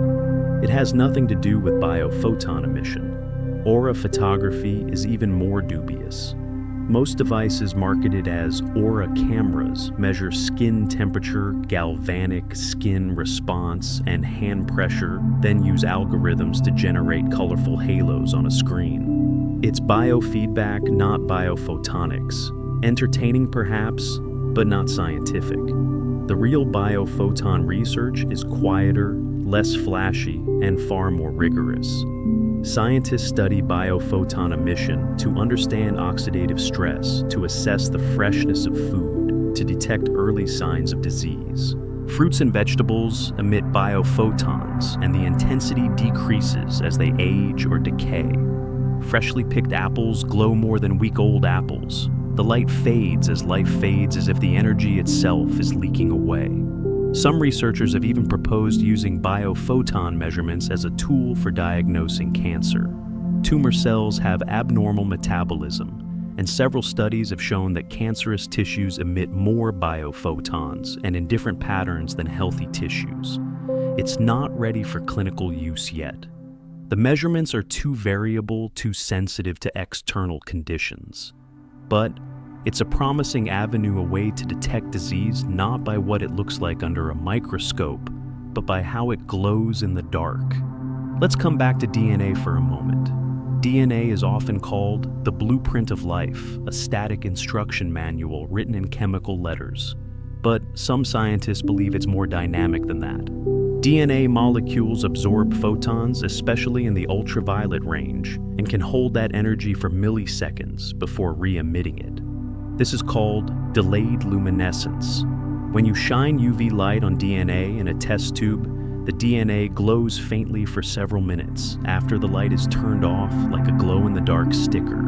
The emitted photons are coherent, meaning they maintain phase relationships with each other. Some researchers speculate that this coherence might play a role in coordinating biochemical reactions within the cell, acting as a kind of optical signaling system, faster than diffusion of molecules, more precise than random collisions. This is highly speculative. Most mainstream biologists remain skeptical, but the data exists. DNA does interact with light in complex ways, and we don't fully understand why or what it means.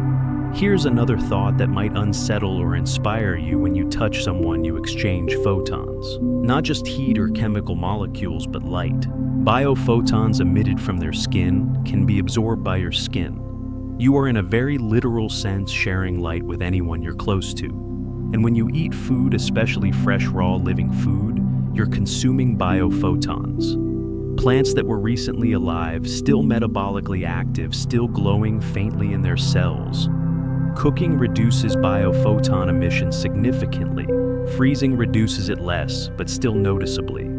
Processed foods have almost none. Some researchers in the biodynamic agriculture movement argue that food should be evaluated not just by its nutrient content, but by its life force, its biophoton emission. The more light it contains, the more vitality it carries.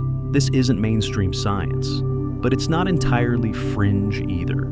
Studies have shown correlations between biophoton intensity in food and perceived freshness, taste, and nutritional density. Whether that light has biological significance when consumed, whether it affects your cells in any meaningful way, remains unknown. But it's a beautiful thought, isn't it? That eating is not just absorbing molecules, but absorbing light. That the sun's energy captured by plants through photosynthesis, stored in chemical bonds, and later released as biophotons can pass from plant to you, linking you in an unbroken chain of light from the sun to your cells.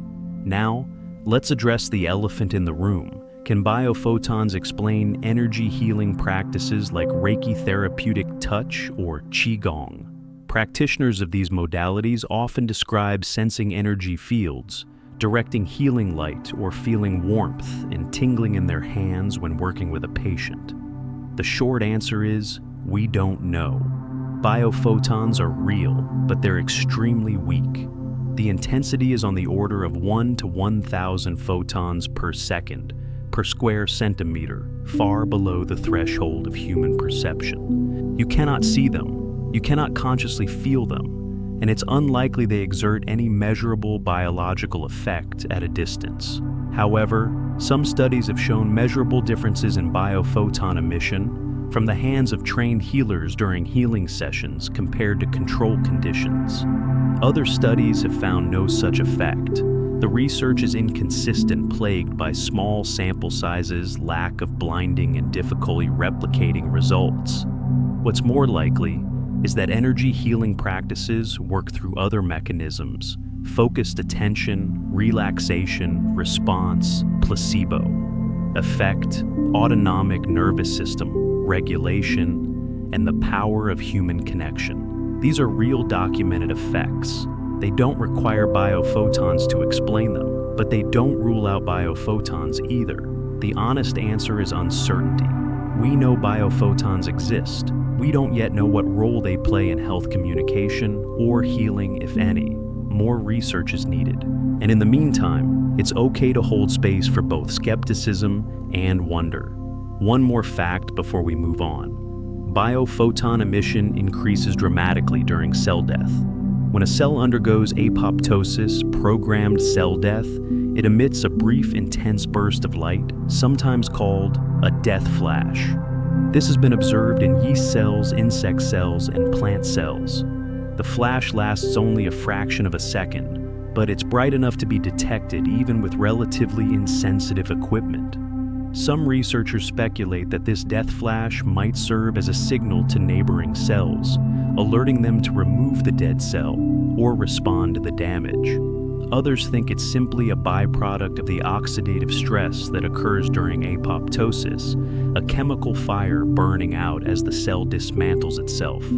Either way, it suggests that death-like life is luminous, that even in the act of ending, cells glow one last time before the darkness settles in. You are a constellation of trillions of tiny lights flickering too faintly to see, but bright enough to measure. Every cell in your body participates in this quiet radiance, this ongoing emission of photons into the space around you. You are not just biochemical, you are photonic, and the light you carry is ancient, passed down from the sun, through plants, through food, into your mitochondria, where it's transformed into energy and occasionally escapes as a photon drifting outward into the night. You shine, softly, always, even when you don't feel like you do. But light alone doesn't make a mind. For that, you need something stranger. Still networks of neurons firing in cascades, forming patterns that somehow give rise to thought, feeling, memory, awareness. Let's turn inward now into the electric poetry of your brain, where energy becomes something almost like magic. Close your eyes. Picture your childhood home, the front door, the color of the walls, the smell of the kitchen in the morning. You're not there, of course. You're here lying in darkness, listening to a voice. And yet somehow, impossibly, your brain just reconstructed a place that no longer exists, summoning images and sensations from patterns of electricity, from neurons firing in sequences they learned decades ago and never quite forgot. How much energy does it take to remember, to imagine, to be conscious at all? Less than you'd think, and far more than seems fair. Let's descend now into the 3-pound universe inside your skull, where energy becomes experience, where chemistry becomes emotion, where electrical storms give birth to the fragile, flickering thing you call yourself. Your brain is expensive. Metabolically speaking, it's the most demanding organ in your body. It weighs only about 2% of your total body mass, but it consumes roughly 20% of your body's total energy. At rest, just sitting quietly, thinking of nothing in particular, your brain burns about 12 watts of power. That's enough to dimly light an LED bulb. 12 watts to run the most complex structure in the known universe. 12 watts to generate perception, memory, language, selfhood. It's almost absurdly efficient. For comparison, a modern laptop computer running basic tasks consumes about 30 to 60 watts, and it can't do a fraction of what your brain does effortlessly. It can't recognize a face instantly across a crowded room. It can't feel the emotional weight of a childhood memory. It can't understand metaphor, irony, or context with the fluid grace of a 3-year-old child. Your brain, built from soft tissue and electrical gradients, outperforms silicon and circuits by orders of magnitude in almost every domain that matters. But that efficiency comes at a cost. Your brain is ravenous for glucose and oxygen. Neurons are fragile. They die quickly without fuel. This is why stroke, when blood flow to part of the brain is interrupted, is so catastrophic. Within minutes, neurons begin to fail. Within hours, entire regions of brain tissue can be permanently damaged. The brain cannot store energy the way muscles can. It runs on a constant real-time supply with almost no reserve. You are always one heartbeat away from unconsciousness, always a few breaths away from cognitive decline. The brain's power is its immediacy, but also its vulnerability. So how does it work? How do 12 watts of power generate thought? Let's start with the neuron, a single nerve cell. It looks like a tree that forgot how to stay rooted, branches spreading in all directions, thin tendrils reaching out to touch other neurons. The cell body, or soma, contains the nucleus and most of the metabolic machinery. Dendrites extend outward, receiving signals from thousands of other neurons. And one long projection the axon carries signals away from the cell body toward other neurons, sometimes across distances measured in feet. Each neuron maintains an electrical charge across its membrane. At rest, the inside of the neuron is about -70 millivolts compared to the outside. This voltage difference is maintained by ion pumps, tiny molecular machines embedded in the cell membrane that use ATP to push sodium ions out and pull potassium ions in against their concentration gradients. It's exhausting work. About half of the brain's energy consumption goes to maintaining these gradients, keeping neurons electrically ready to fire. Even when you're doing nothing, your brain is spending enormous amounts of energy just staying prepared. When a neuron receives enough stimulation from its neighbors, voltage-gated channels open. Sodium ions rush in, flipping the charge to +40 millivolts in less than a millisecond. This sudden reversal, called an action potential, propagates down the axon like a wave. It's all or nothing. The neuron either fires or it doesn't. There's no in-between. This is the famous firing of a neuron, a binary event. On or off. And yet, from billions of these binary events happening in overlapping patterns, somehow consciousness arises. Let's talk about the speed. Action potentials travel fast, but not infinitely fast. In unmyelinated axons, thin naked nerve fiber signals travel at about 1 meter per second. That's walking speed, slow. But many axons are wrapped in myelin, a fatty insulating sheath produced by glial cells. Myelin allows the action potential to jump between gaps in the insulation, speeding up transmission to over 100 meters per second. That's about 220 miles per hour. Your thoughts move at the speed of a race car, but even that isn't fast enough for some things. Reflexes, for example, like pulling your hand away from a hot stove, bypass the brain entirely.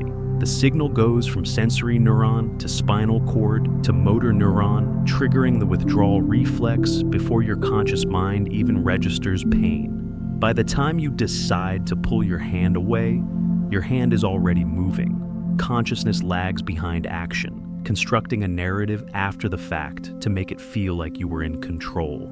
You are slower than you think you are, literally. Now, let's talk about synapses, the gaps between neurons where communication happens. When an action potential reaches the end of an axon, it triggers the release of neurotransmitters, chemical messengers stored in tiny vesicles.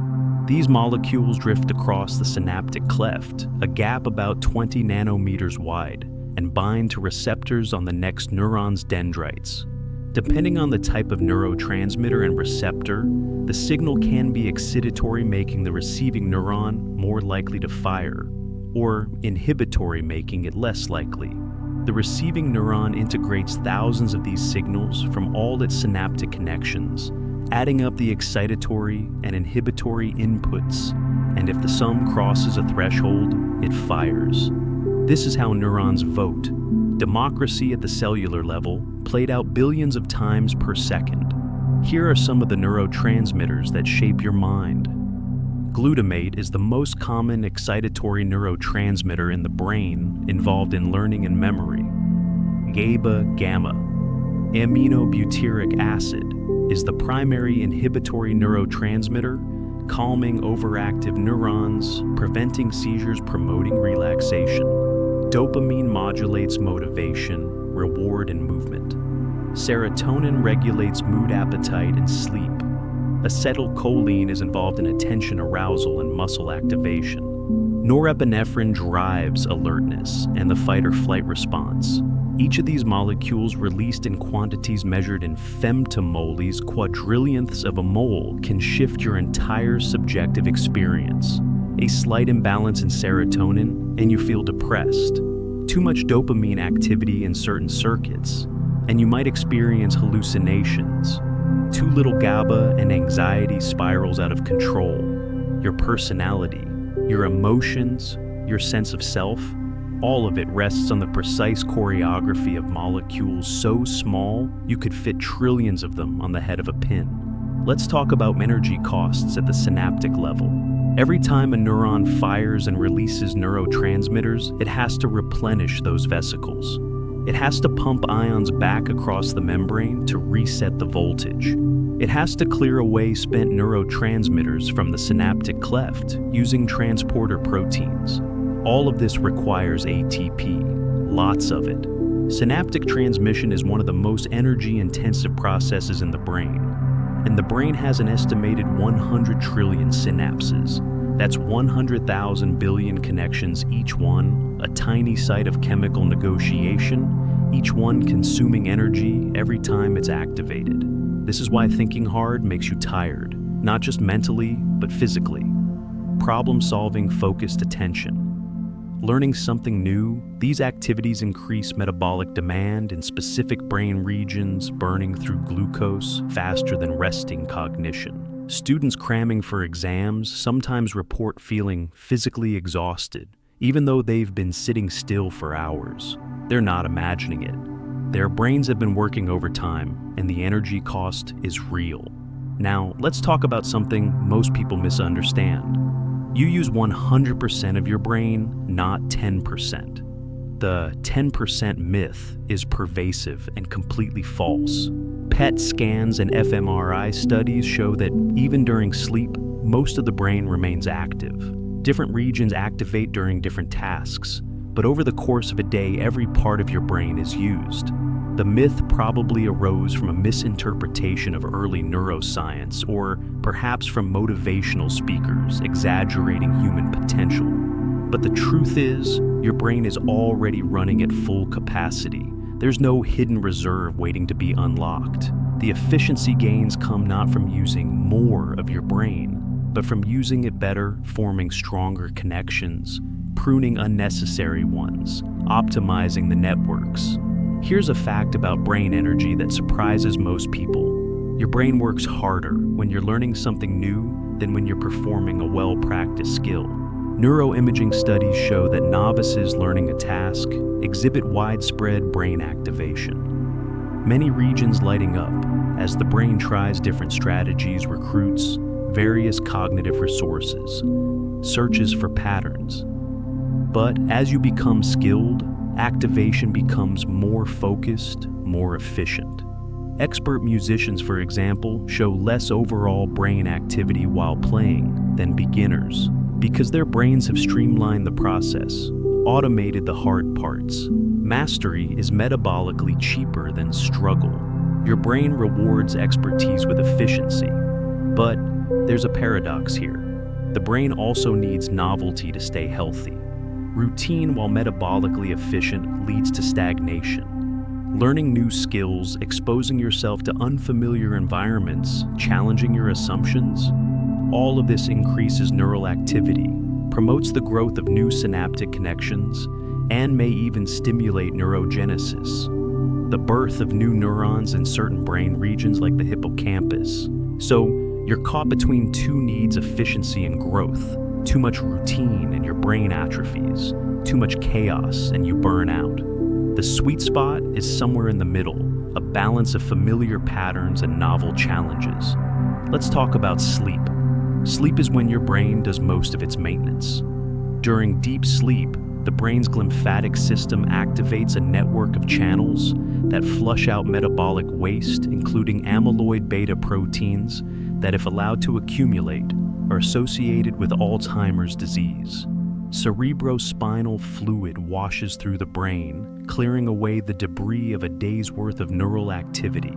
Sleep deprivation disrupts this process. Go without sleep for too long, and toxic byproducts build up, impairing cognition, mood, and eventually physical health.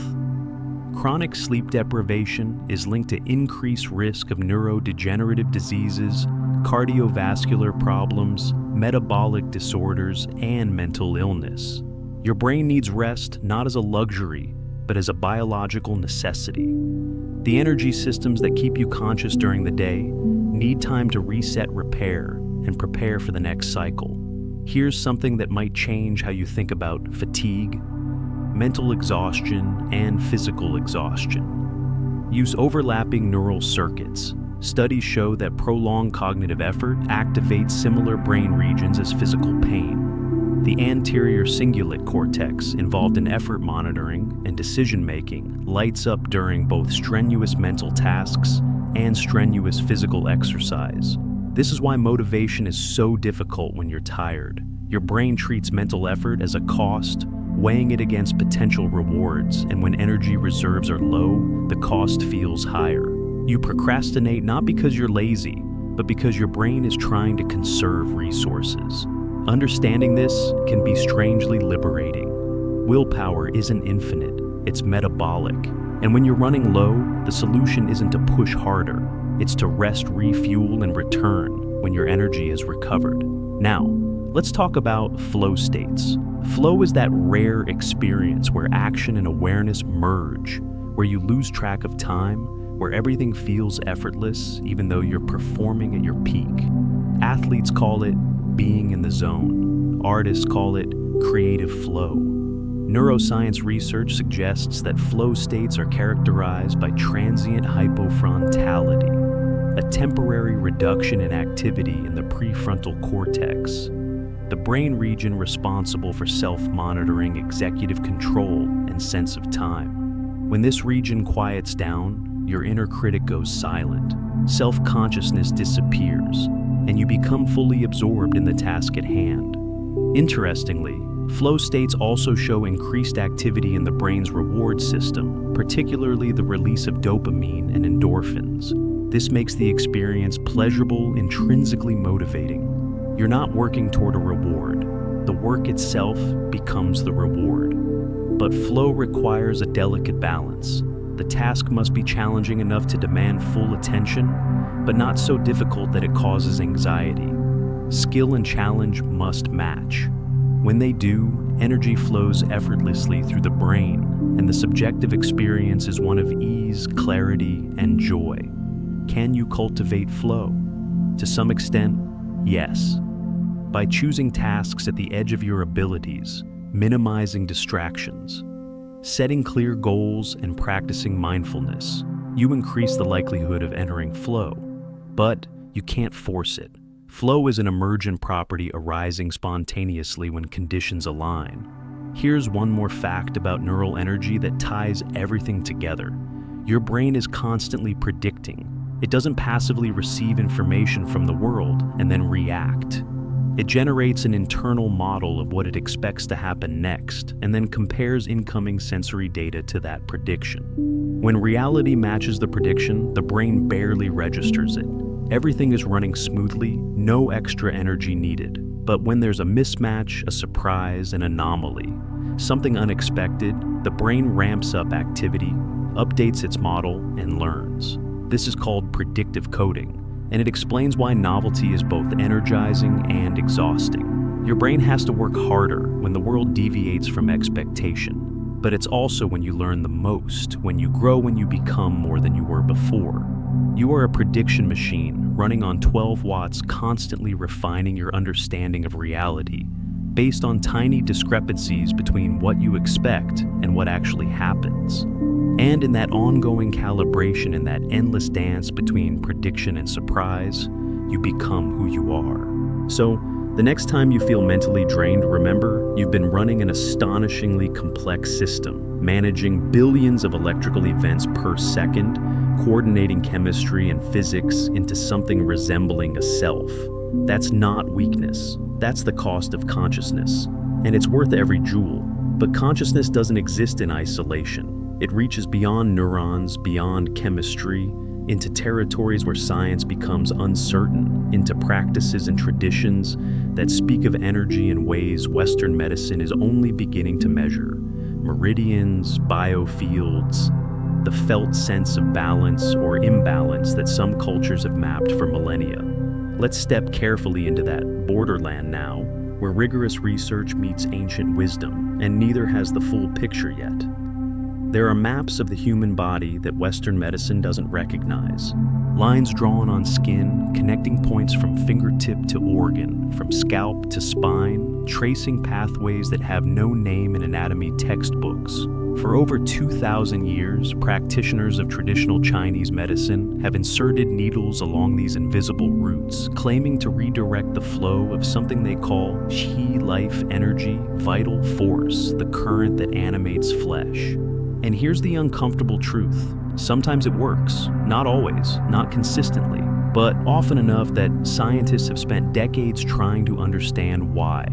Trying to find in the language of biology and physics what ancient healers described in metaphor and philosophy. What if the map is real, but we've been reading it in the wrong language? Let's walk carefully here between what we know and what we suspect, between data and mystery, between the measurable and the felt. This is the borderland where science meets traditions. It doesn't yet fully understand, and where honesty requires admitting the limits of both. The concept of meridians dates back at least to the 2nd century BCE in China, codified in texts like the Huangdi Nei Jing, the Yellow Emperor's classic of internal medicine. The system describes 12 primary meridians and 8 extraordinary vessels pathways through which qi, often translated as energy or life force, is said to flow. When the flow is smooth and balanced, health prevails. When it's blocked or excessive illness arises. Acupuncture, the practice of inserting fine needles at specific points along these meridians, is designed to restore balance. Over centuries, practitioners mapped more than 360 acupuncture points each, with specific indications for treating pain organ dysfunction or emotional disturbance. But here's the problem. Anatomical dissection reveals no such pathways, no channels, no tubes carrying anything resembling qi. The meridians don't correspond to blood vessels, lymphatic ducts, or nerve tracts. For a long time, this led Western scientists to dismiss the entire system as prescientific folklore, a relic of a worldview that predated germ theory and physiology. And yet, acupuncture persists. It's used in hospitals covered by some insurance plans, recommended by physicians, for chronic pain, nausea, and certain other conditions. Something is happening. The question is, let's start with what the research shows. Meta-analyses of acupuncture studies combining data from hundreds of trials involving tens of thousands of patients suggest that acupuncture has a small but statistically significant effect beyond placebo. For certain conditions, particularly chronic pain, the effect size is modest, around 0.2 to 0.3 on standardized scales, meaning it helps some people moderately, but it's not a miracle cure. Importantly, these studies often find that sham acupuncture needles inserted at random points, or even retractable needles that don't penetrate the skin, also produces benefits, though slightly less than real acupuncture. This suggests that much of the effect is non-specific placebo expectation, the therapeutic ritual itself, or the body's general response to needle insertion. But the fact that real acupuncture performs slightly better than sham suggests there may be something to the specific point locations after all. Not proof of meridians, but evidence that some points might have physiological relevance. So, what's actually happening when a needle enters the skin? One hypothesis involves fascia, the connective tissue that wraps around muscles, organs, and bones, forming a continuous web throughout the body. Fascia is rich in nerve endings, blood vessels, and specialized cells called fibroblasts. And fascia conducts electricity better than surrounding tissues due to its high collagen content and water-binding properties. Dr. Helene Langevin, a researcher at Harvard Medical School, has studied the relationship between acupuncture points and fascia. She found that over 80% of traditional acupuncture points correspond to locations where fascia forms thick multi-layered planes or converges in connective tissue nodes. When a needle is inserted and rotated, it physically tugs on the fascia, creating mechanical signals that propagate through the tissue. This mechanical stimulation might trigger local biochemical responses, release of adenosine, an anti-inflammatory molecule, and natural pain reliever, or activation of mechanoreceptors that send signals to the spinal cord and brain modulating pain perception. In other words, meridians might not be channels carrying chi, but rather coincide with fascial planes that, when stimulated, produce measurable physiological effects. It's a translation.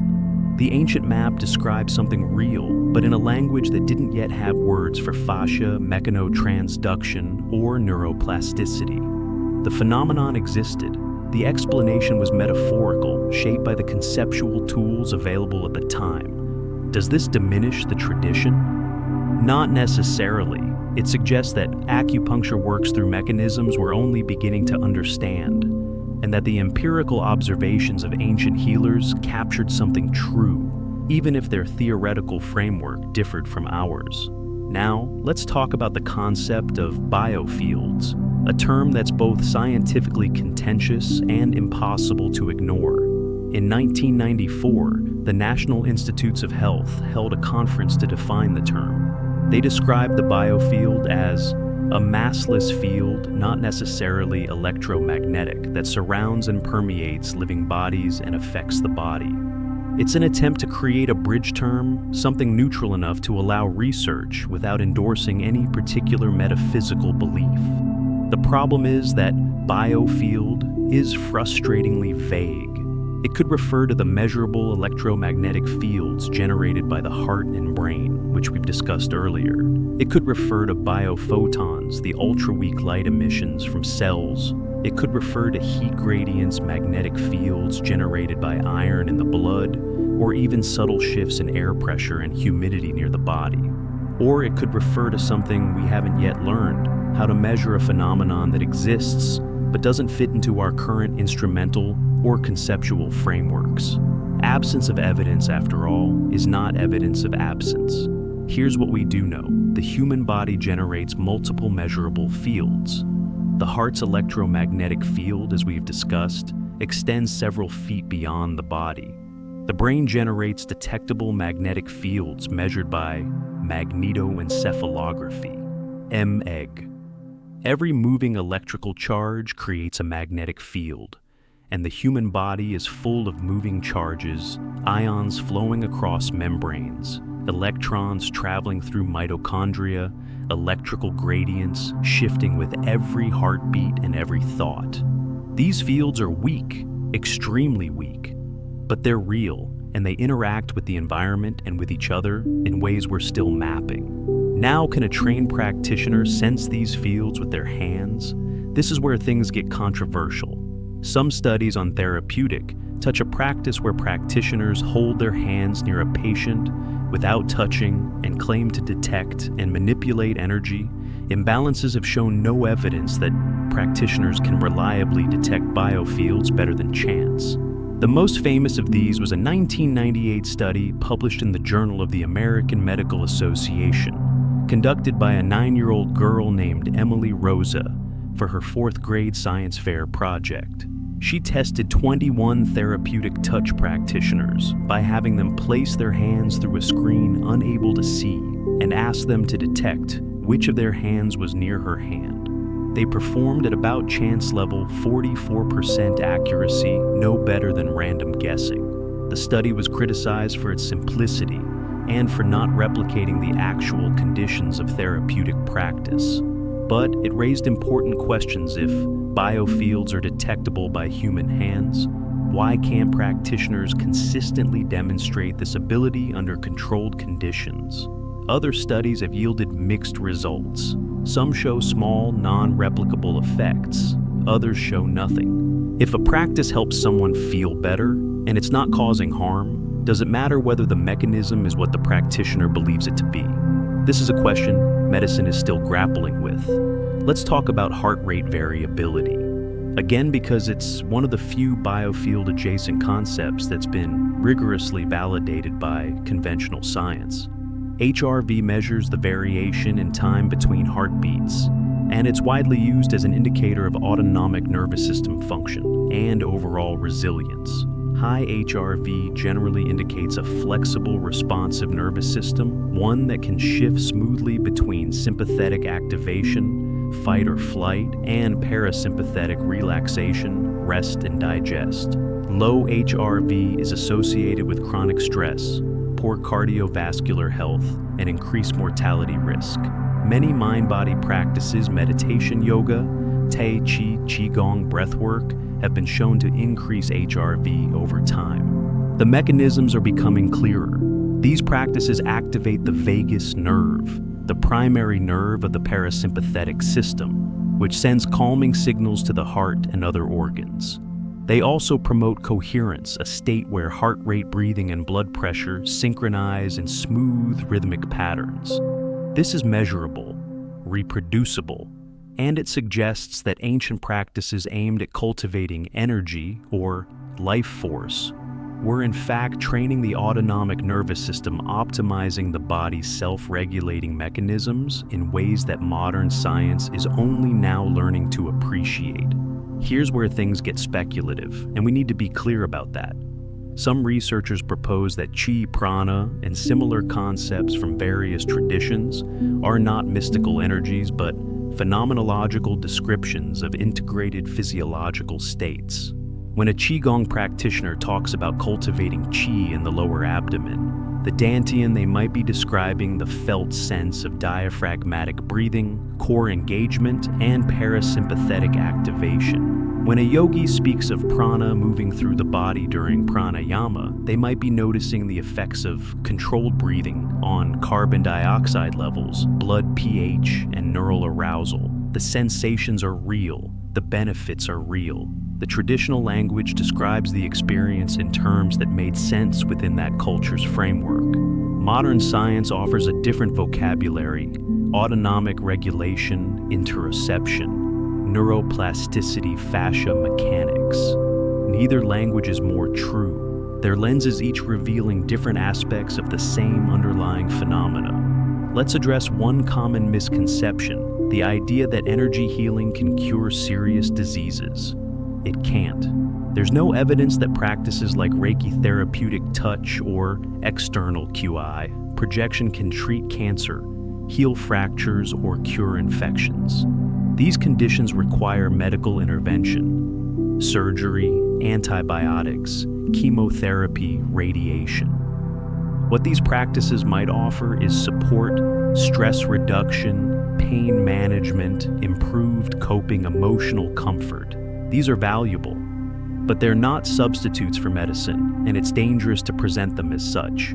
The challenge is that some practitioners make exaggerated claims, either out of genuine belief or financial motive, and some patients desperate for hope delay or forego effective medical treatments in favor of unproven alternatives. This causes real harm. The ethical path forward is integration, not replacement. Using acupuncture for chronic pain alongside physical therapy. Using meditation to manage anxiety while also seeing a therapist. Using breathwork to improve HRV while taking prescribed medications for hypertension. Complementary, not alternative. Here's something that might surprise you. Your subjective experience of energy, whether you feel tired or vibrant, heavy or light blocked or flowing, correlates with measurable physiological markers. Fatigue correlates with elevated inflammatory cytokines, disrupted circadian rhythms, and low HRV. The feeling of vitality correlates with efficient mitochondrial function, balanced neurotransmitter levels, and strong parasympathetic tone. In other words, when you say, "I feel drained" or "I feel energized," you're not imagining it. You're reporting on the state of your body's energy systems, filtered through consciousness. The language of energy, even when not scientifically precise, can be phenomenologically accurate. Some researchers are exploring whether practices aimed at cultivating energy might work in part by improving interoception, the ability to sense internal bodily states. People with better interoceptive awareness tend to regulate emotions more effectively, make healthier decisions, and respond more adaptively to stress. Practices like meditation, yoga, and body scanning explicitly train this capacity. So, when someone says they're learning to feel their energy, they might actually be learning to notice subtle shifts in heart rate, muscle tension, breathing patterns, and gut sensations, signals that are always present but usually ignored. The training isn't mystical, it's attentional. Here's a final thought on this topic. Science is a method, not a worldview. It's a tool for testing hypotheses, gathering evidence, refining models. But science can only study what it can measure, and our instruments and concepts are always limited by the technology and imagination of the time. 100 years ago, we couldn't measure brainwaves, detect biophotons, or image fascia in living tissue. Those phenomena were invisible, and practices claiming to work with them seemed like superstition. Now, we can measure some of these things, and the superstition starts to look like proto-science, imperfect, metaphorical, but groping towards something real. What will we be able to measure 100 years from now? What phenomena that seem mysterious today will be commonplace knowledge tomorrow? This isn't an argument for accepting all claims uncritically. It's a reminder to hold space for uncertainty, to distinguish between what we know, what we suspect, and what we don't yet understand, to honor both the rigor of science and the wisdom of traditions that have been observing the human body and mind for millennia. You are more than what current science can fully explain. Not because you're mystical, but because you're complex, layered, interconnected, adaptive in ways that exceed our current models. And maybe that's okay. Maybe being unmeasurable, at least in part, is what it means to be alive. So as we near the end of this long, quiet journey through energy from quantum foam to neural storms to the borders of the unknown, there's one last thing to consider. Not a mechanism, not a measurement, but a return, a closing of the circle. Let's drift now toward rest, toward the place where all this energy settles back into stillness, where the questions fade and only the breathing remains. We've traveled a long way tonight, from the violent cores of dying stars to the soft glow of your cells, from quantum particles that refuse to choose a location to the warmth you feel when someone you love stands close, from chemical bonds forged 2 billion years ago to the electrical storms that somehow impossibly give rise to the experience of lying here, listening, wondering. And now, we've arrived at the only place this journey could ever end here, with you, breathing, resting, alive. Let me tell you one last thing about energy, something that ties all of this together. Energy, as we've said, cannot be created or destroyed. It only transforms. The first law of thermodynamics is absolute.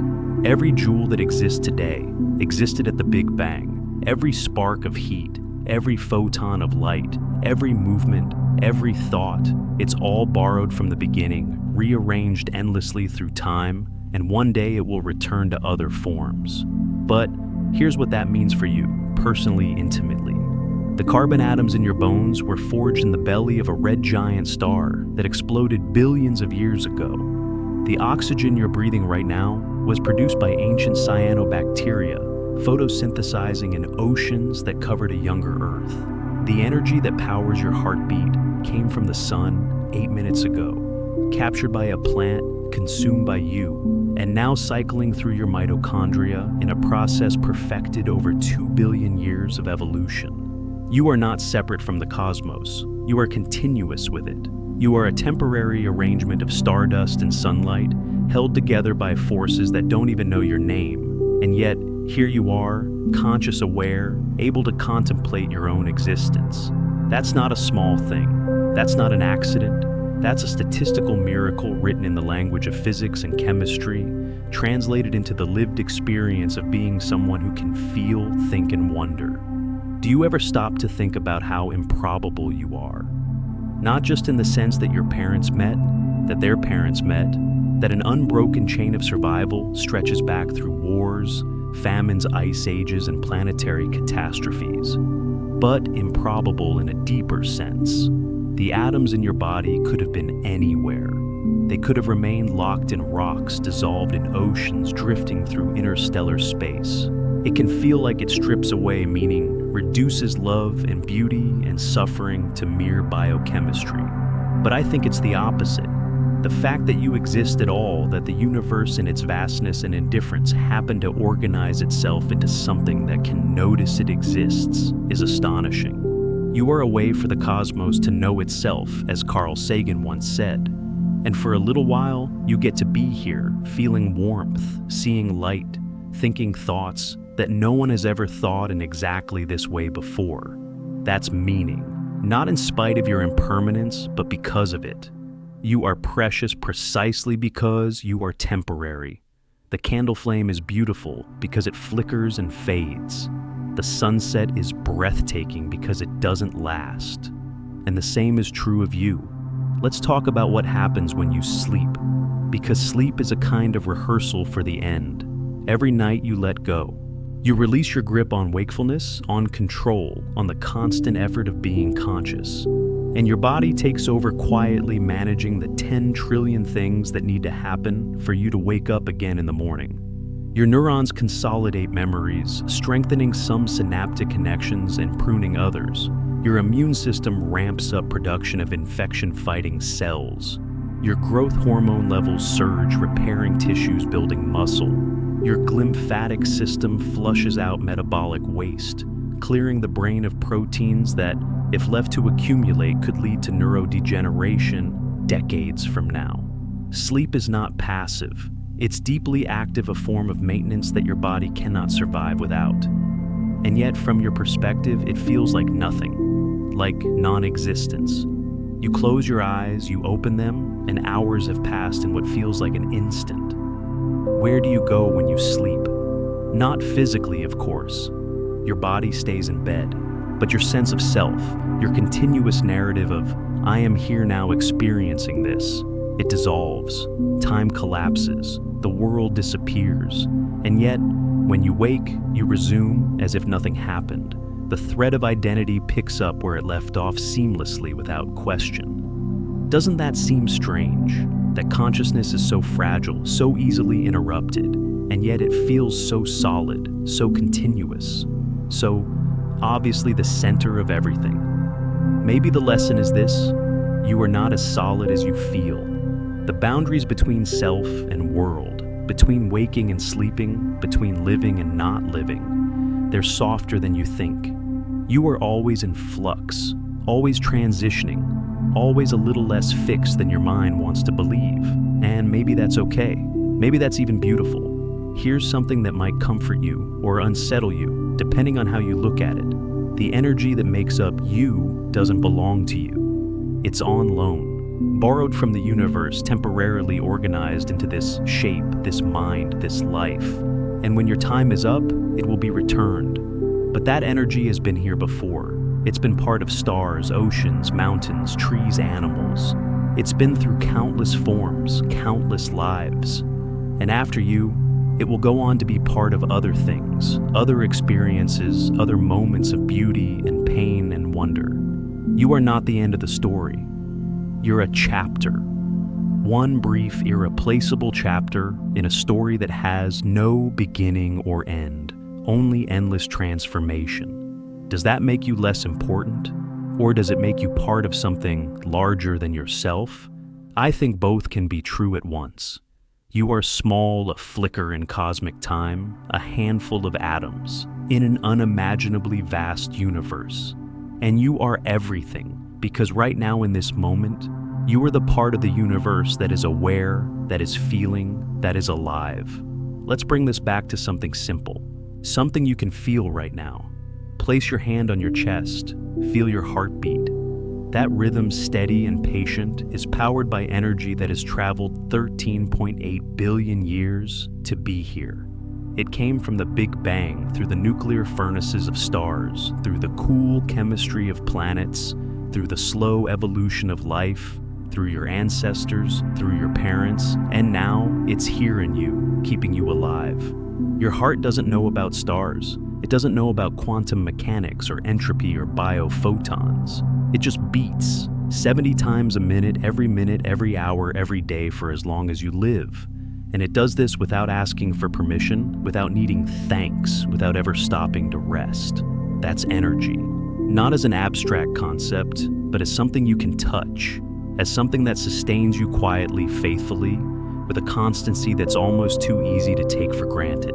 So, tonight as you drift towards sleep, maybe take a moment to feel that, to appreciate the fact that you are held always by forces older and stronger than any human emotion. The universe is keeping you alive, not because it loves you, it doesn't know you, but because the laws of physics, chemistry, and biology happen to align in such a way that your existence is possible.